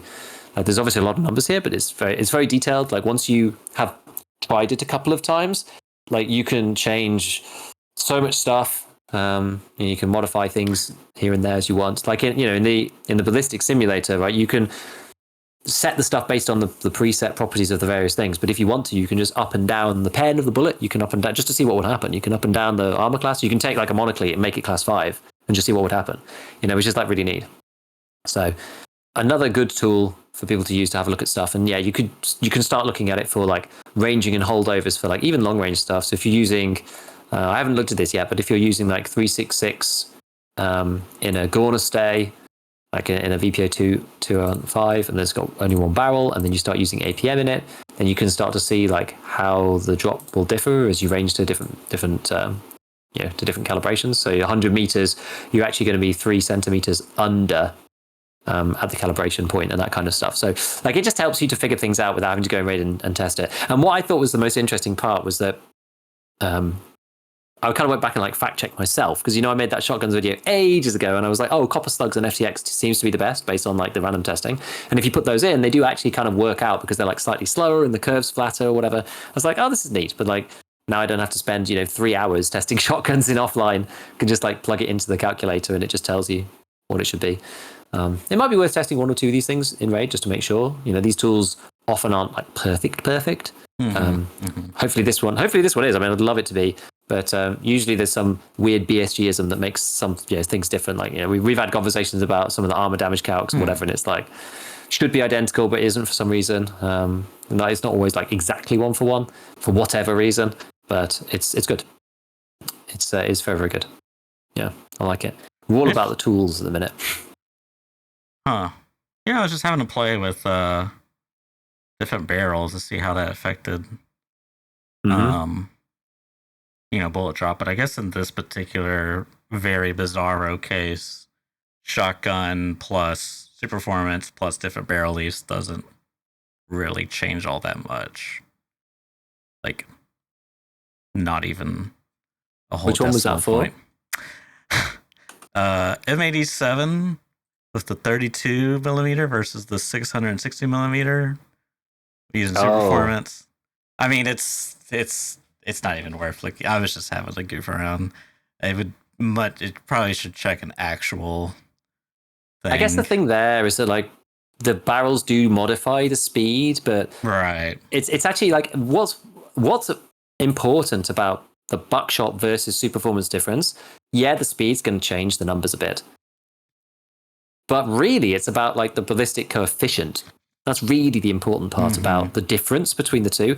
It's not even just about initial velocity, because 7 mil buck, the ballistic coefficient is awful, and so the pellets, like because they're only tiny, they slow down much more quickly than a slug does. Right, a slug has got a lot more energy behind it, but it's also, let me try and put this in a nice to understand way. It's like it's the scientific reason for that is because as you make, so say you have a ball, right? You have a sphere, and you make the sphere bigger. The mass of the sphere, the amount of like bulk to the sphere that you get, is, because it's a 3-dimensional object, it's like cubed, right? So if you make it twice the size, or in one dimension, like you have a cube and you make twice the length in every dimension, it'll make it like, cubed the amount. Big. Yeah,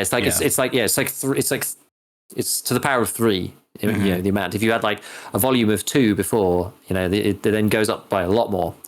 But when this hypothetical object is flying through the air resistance works on like on a surface, on a face. And as you make the object bigger, the surface, if you make it double the size, it's only squared then, because it's a 2D object. Like the actual face. So the bigger you make an object, its mass actually goes up like disproportionately to its surface area.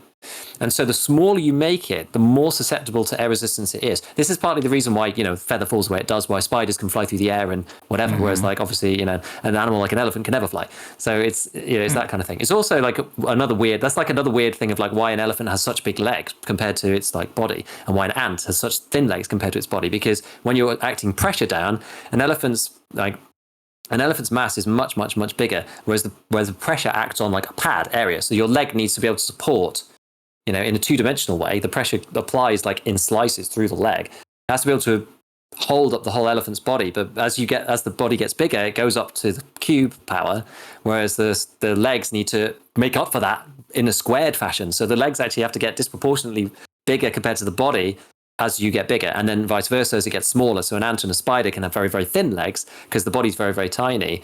And so it's just that relationship between the two allows insects to. This is a wild tangent.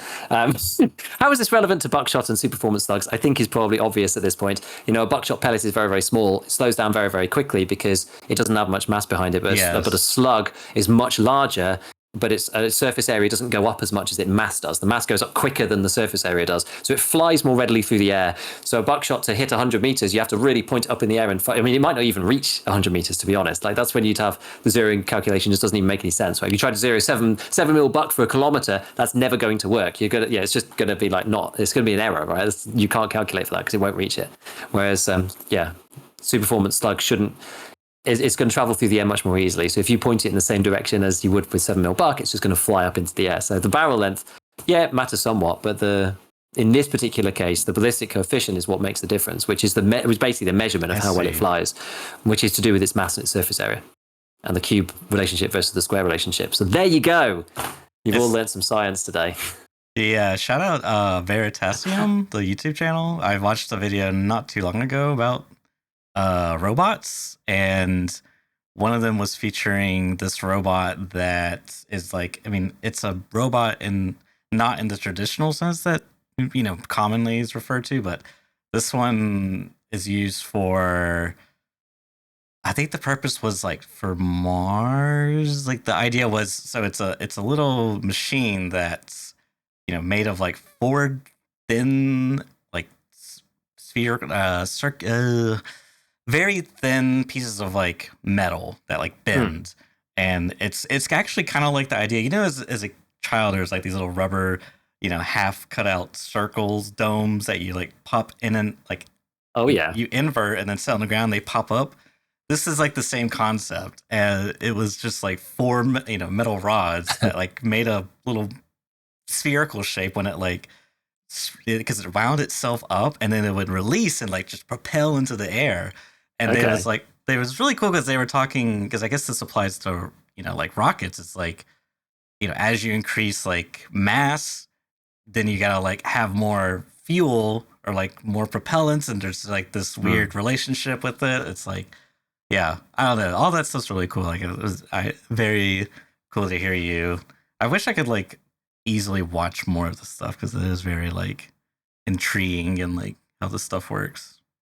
Yeah, it's the science is the most interesting in the concept part, and then unfortunately becomes very bogged down in the mathematics section, which is kind of what turned me off. Like I wouldn't say like I'm proficient, but compared to like my peer group of like scientists and engineers, I would just put myself very distinctly average at maths per se, like pure like actual mathematics and like mathematical prowess. I'm much more of a concepts guy than I am of like a mathematician per se, and I just kind of got a bit bogged down in it. I do love chat. Tuning in after my interchange raid, then speaking about insect legs. I'm confused.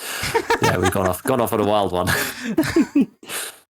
But yeah, no, it's just some of this stuff just ends up getting so math heavy, and it's just the unfortunate downside to it because the concepts are so awesome in so many ways. Yeah. Right? To do it properly and to actually make things actually work in the real world, you have to do you can't just rely on the concepts. You have to actually do the practicalities to them, which ends up being like super messy. I was like talking like a couple of months ago to this guy who was like PhD and like going around the world doing stuff. Just like bumped into him through friends of a friend, and he was talking about like this like model he'd come up with for stuff, and I was like, man, this is so cool. But like you basically spend your whole life doing like this one thing because it's hard to work out new stuff. It's not easy. So you really have to love it, I think, to be able to do that. Cool. Okay.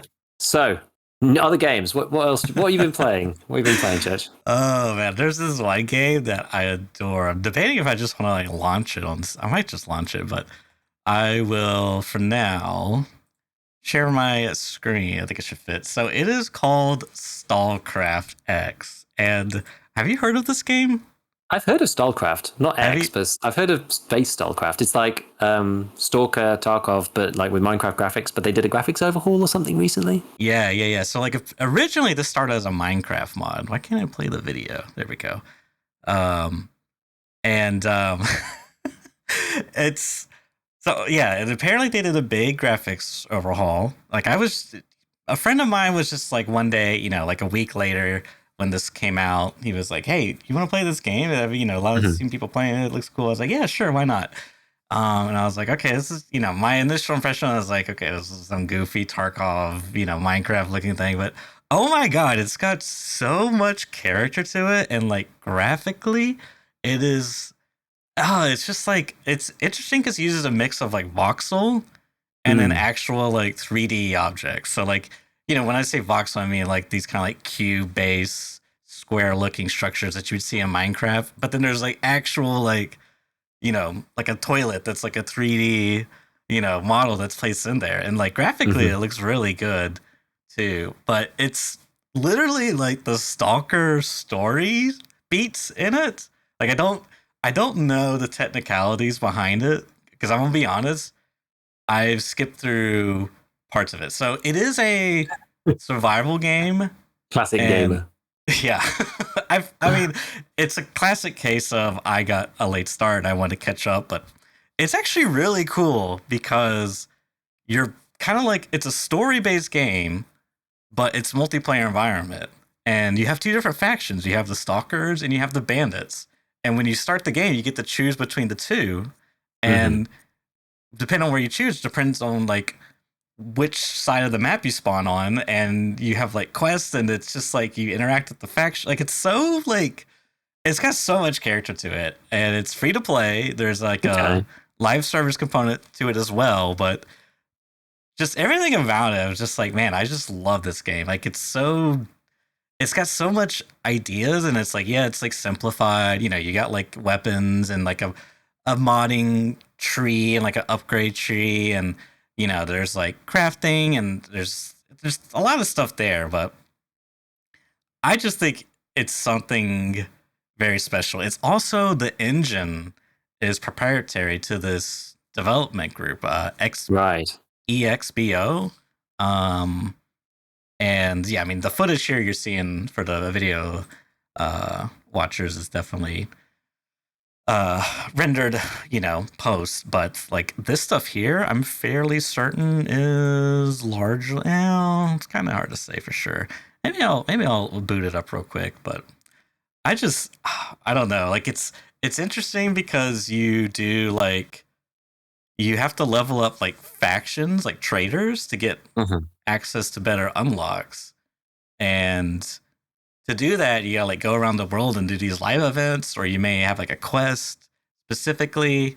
Um, I don't know. It's just something about it. I just like love it. We haven't played it a ton since. I've been playing it like very far and few between. Um, but yeah, I just I love this game, Giga. I want to play it more. It sounds cool.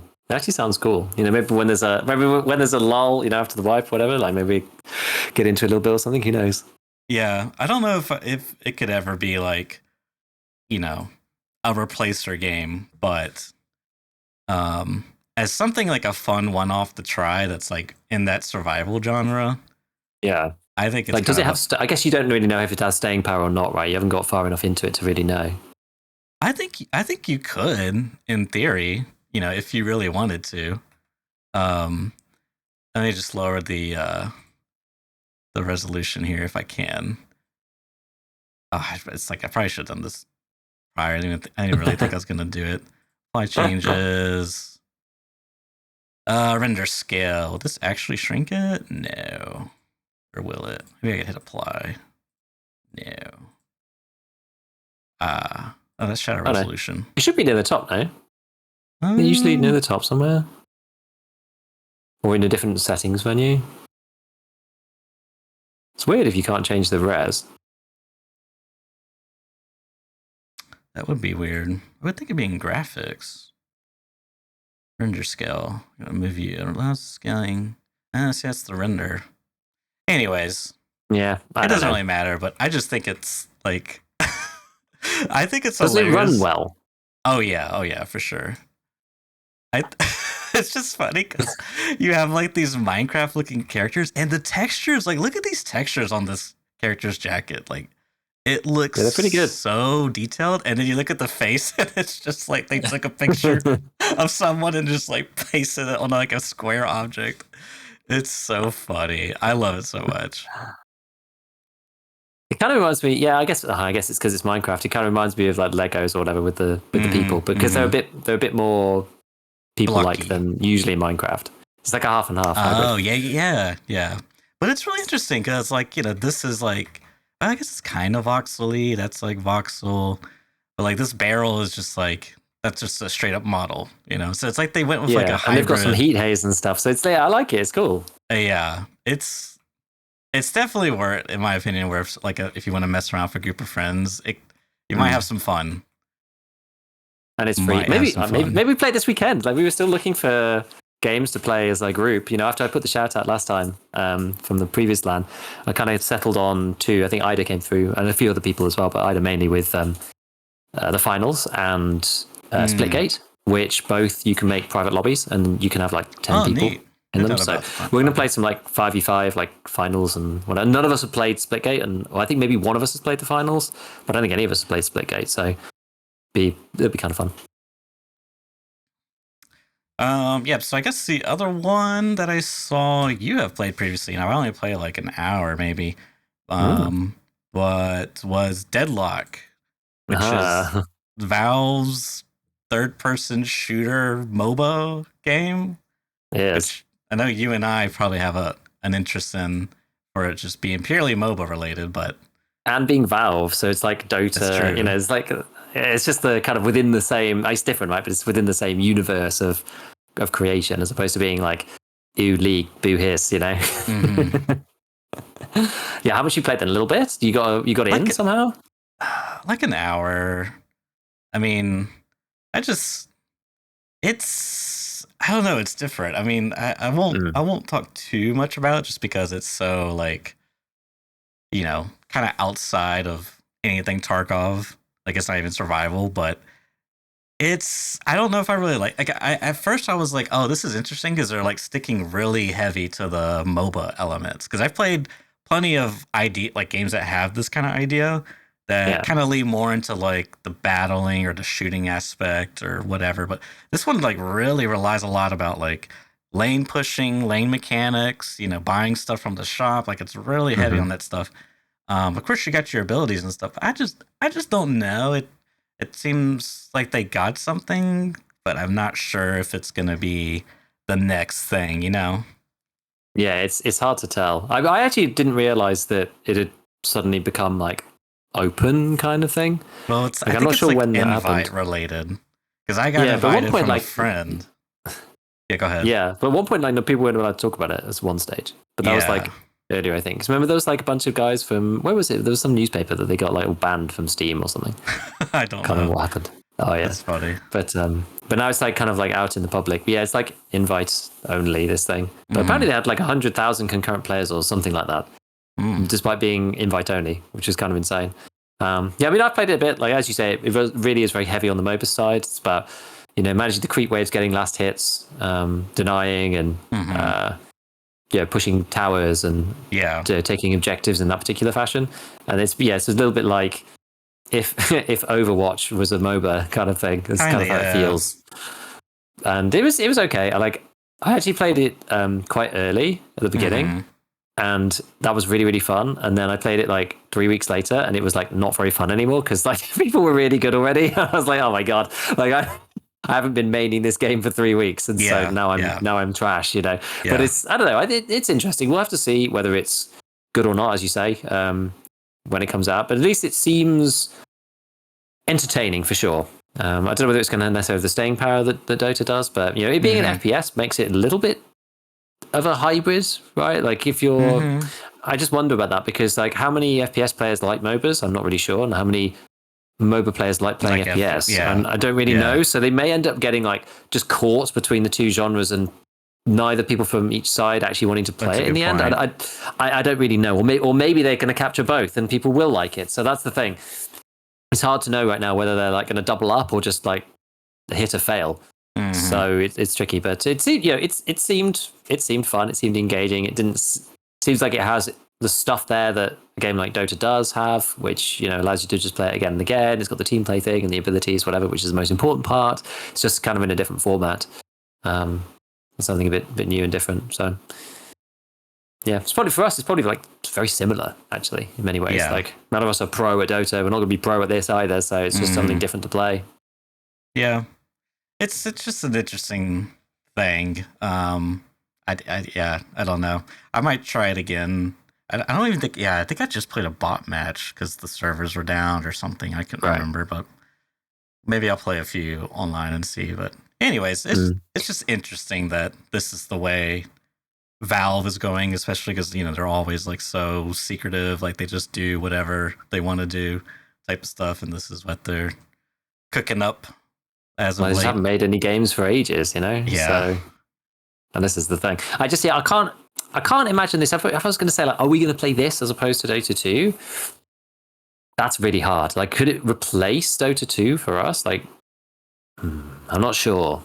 I'm honestly not sure. I feel like Dota is a bit more accessible for, and that's that's hard to say. But because of the FPS angle, I feel like it can. I feel like it can kind of draw in more people. So, like people can enjoy it at kind of any skill level. Whereas I'm not sure how enjoyable this would be if you're like not really an FPSer or not really that good at shooting per se. Yeah, I feel like it's a conundrum because I feel like shooters on average are more accessible than something like a MOBA. Like as the typical gamer. However, as a MOBA shooter, I feel like you get the worst accessibility from both parties. It's like, oh, this is like, it's a shooter. I can play this. It's like, what? What's a shop, creep mechanics, all this like weird MOBA stuff has been forked in. They're like trying to fight level 1 when really you should just be prioritizing getting resources. Yeah. Yeah, I don't know. We'll have to see how it pans out.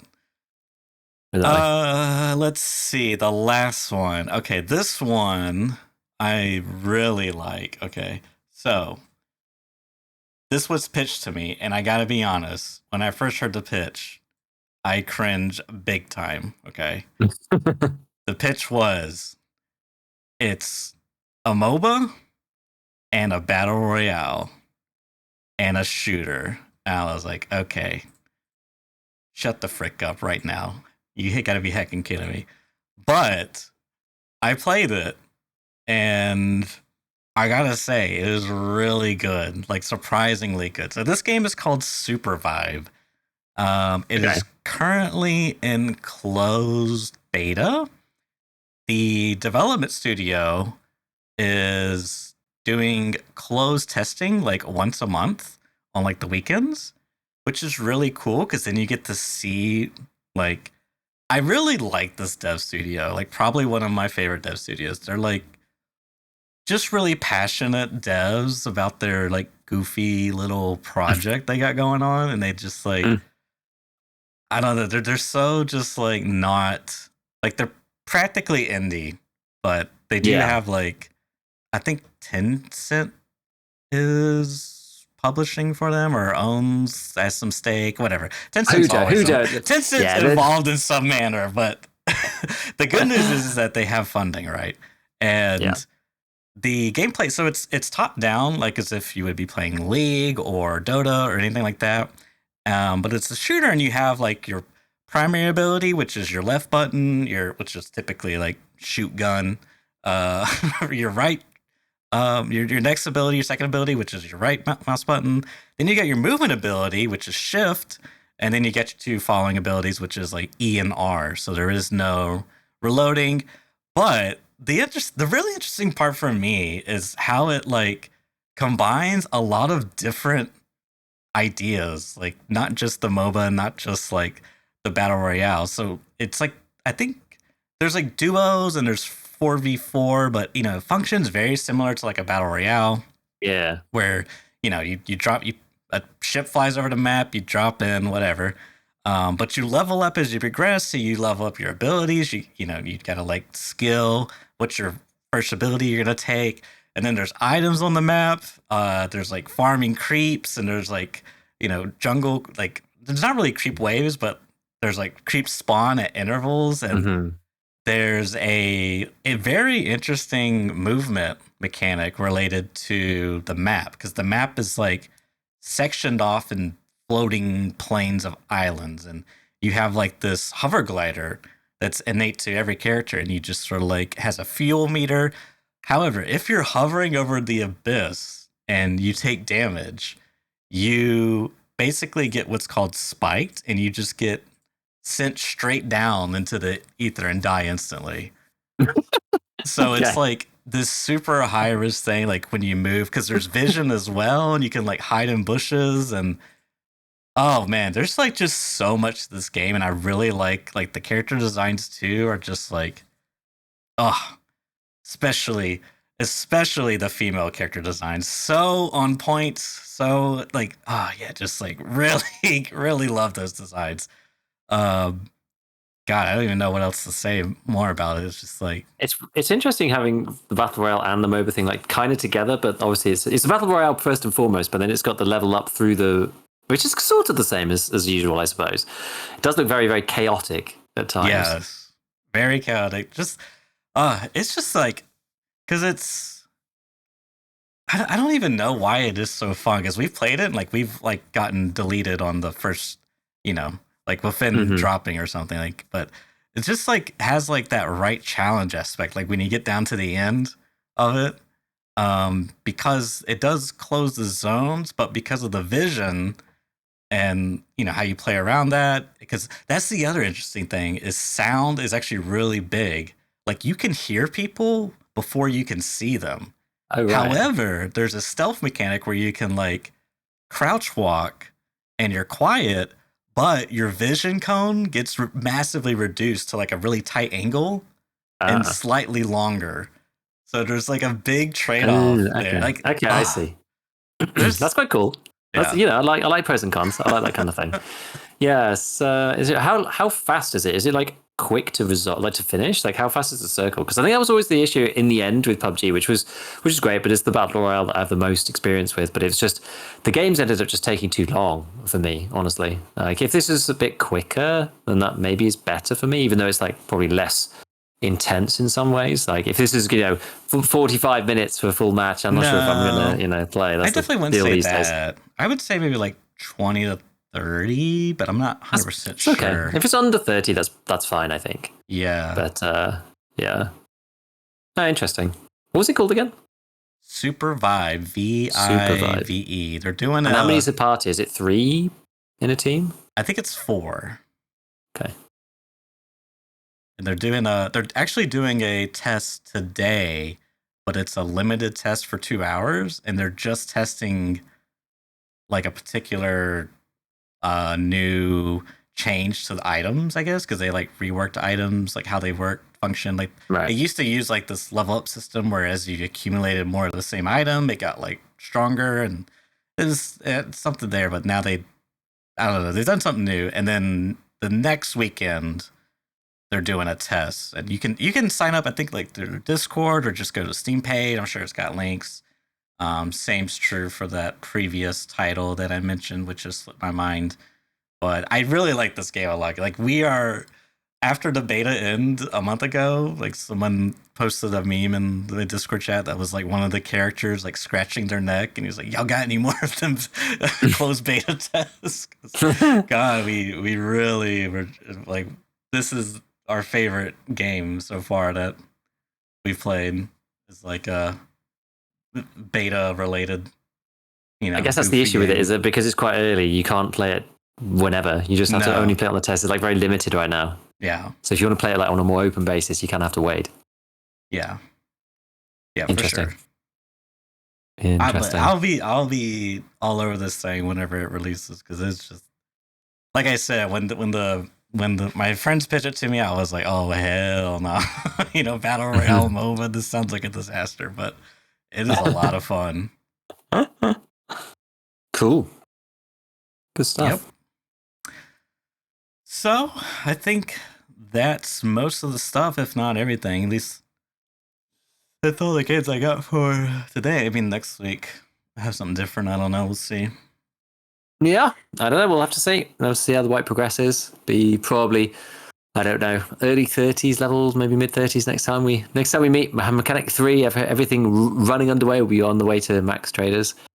I'm like still kind of antsy that I haven't finished Marathon. I just don't know whether I actually want to go back and do it after dying on the last map. I'm just not sure if I could be bothered. It's just such a huge, it's a huge time commitment, especially if I'm trying to like not do quite as much live and spend more time doing YouTube vids. Do I want to spend 2.5 hours doing something that, yeah, it's going to get me a load of XP in game, but like I'm probably not going to make any more videos about marathons. So it's like, from the creator's angle, I'm like, is that like just a waste of time? Like it's fine, but it's not doing anything for the YouTube side, which is really where people like find the value. Yeah, it's fun for 100 people, whatever, to like watch me sweat through marathon. But even then, right, it's like you have to kind of sit in trees. I had this like, oh man, I went on Ground Zero, tried to do the dehydration task with Jaeger. It does not work on Ground Zero level 20 plus for some reason. They must have just not flagged that, because it says every map except factory. So there must be a whitelist. So they've blacklisted factory, but it must go on the blacklist automatically. So Ground Zero plus level 20 is not on the whitelist or whatever. It needs to be added or something. It wouldn't function for me. But Ground Zero is just a mess. There were like 2 guys. In fairness, they weren't actually ratting, but what Emacom side and with the medical tent, it's like right at the spawn. Yeah. If you were, I don't know, what's the best way to describe it? If you were kind of at the medical tent and you were looking directly out of the back of the map towards where the green flare exit is, you're not like looking at the green flare, but you're just looking like that way in general. There's like a set of bushes next to a railing. Like you can't go any further. That is like the end of the map by Emacom. Well, there were 2 guys just like lying in the bush line, like behind the tent. And I came up because I wanted to do the dehydration thing, and I was like, let's try it on Ground Zero. We'll try it on a different map just for fun, see what happens, see if it's any better. With everyone doing marathon, maybe I could just like skulk around at the top of the map, get dehydrated, and leave out the car, because that might be really easy. Everyone's so focused around the bottom. Well, obviously, I spawned like in the bloody cafe right next to the extract, and I was like, no, there's no way out of here other than like running at all the people trying to do marathon. So I had to like run up the stairs, kill one guy, and then turn around, and then these two doofuses are like sat literally in the bushes at Emacom. And like, I killed the first guy. I literally just saw a suppressor suddenly and was just like, ah! And I killed the first guy. And then I was like wandering around like, wow, my goodness, what are these guys doing here? And then like hear this next person rustling around. I was like, oh man, there's another one. And like killed that second person as well. But I did look at their stuff. They did have like an MVG with them, like 3 sets of food, like 2 sets of water. I was like, okay, these guys are not just ratting the exit or whatever. They were intending to do the marathon. Which made me feel a bit like, I was like, oh, that's not necessarily as fun. But Ground Zero is just a mess right now with people doing the marathon with the 7-minute limit, whatever. So I'm just not sure if I want to do it. I'm just like, I don't know. And especially it's like, do I try to do it with the achievement? Do I care about the achievement enough to go to labs as a leg as well? Like, that's a lot of time. That's probably 3 hours at that point for a full run, Ground Zero to streets, streets to labs, labs back to streets, and then the full loop. It's just a lot of sitting around, not doing anything, trying to avoid combat and waiting 7 minutes, It's...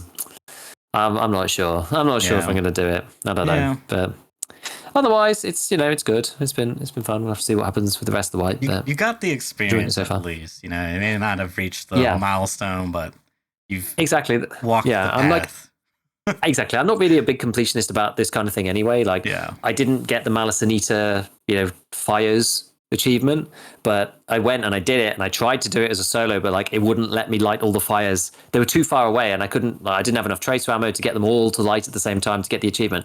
But I went there and I did it. I was part of it. I don't really care if the game tells me I did it or not. Like, I was there and I participated. So I participated in the marathon and died at the end. Do you know what's actually the worst part about the marathon one? So we've like theory crafted this, and no one's confirmed this yet because nobody has like the brass balls to do it. But many have theory crafted that because you never actually leave the raid, you can just leave Shoreline because you have enough XP. The Shoreline one isn't a transit; it's the last map. You just leave out of any exit and you win the marathon, right? But because you never actually achieve your XP from the other maps until the moment at which you leave, you're never going to get run through. So you can literally just leave Shoreline. I didn't have to wait for 7 minutes, and I wouldn't have died to the guy. In theory? Because I've spawned... Well, no one's tried it, but like I spawned next to the path to Shoreline and I waited for 7 minutes, so I didn't get a run through, so it actually counted for the quest. But I've had all the XP saved up from all the other maps. I never received the XP yet, because you just go from one map to the next. You only get the XP on the very last screen. Interesting. So I'm not sure if you can get a run through or not. I mean, does it count just for the map or not? Yeah, no one, exactly as Ash says in chat, no one wants to risk 4 hours to test it. Yeah. You get to the end and then you leave and it's just like, oh, finding raid, by the way. And you're just like, God damn it. Like, nobody wants to test it. So I'm not sure. So maybe, but no one's tried it yet. But yeah, that's it for me. Other than that, that's it for me. All right, well, tune in next week, see if Giga risk it all for science. I so want to, but... Thanks again for tuning in, and we'll see you all next week. Catch you later.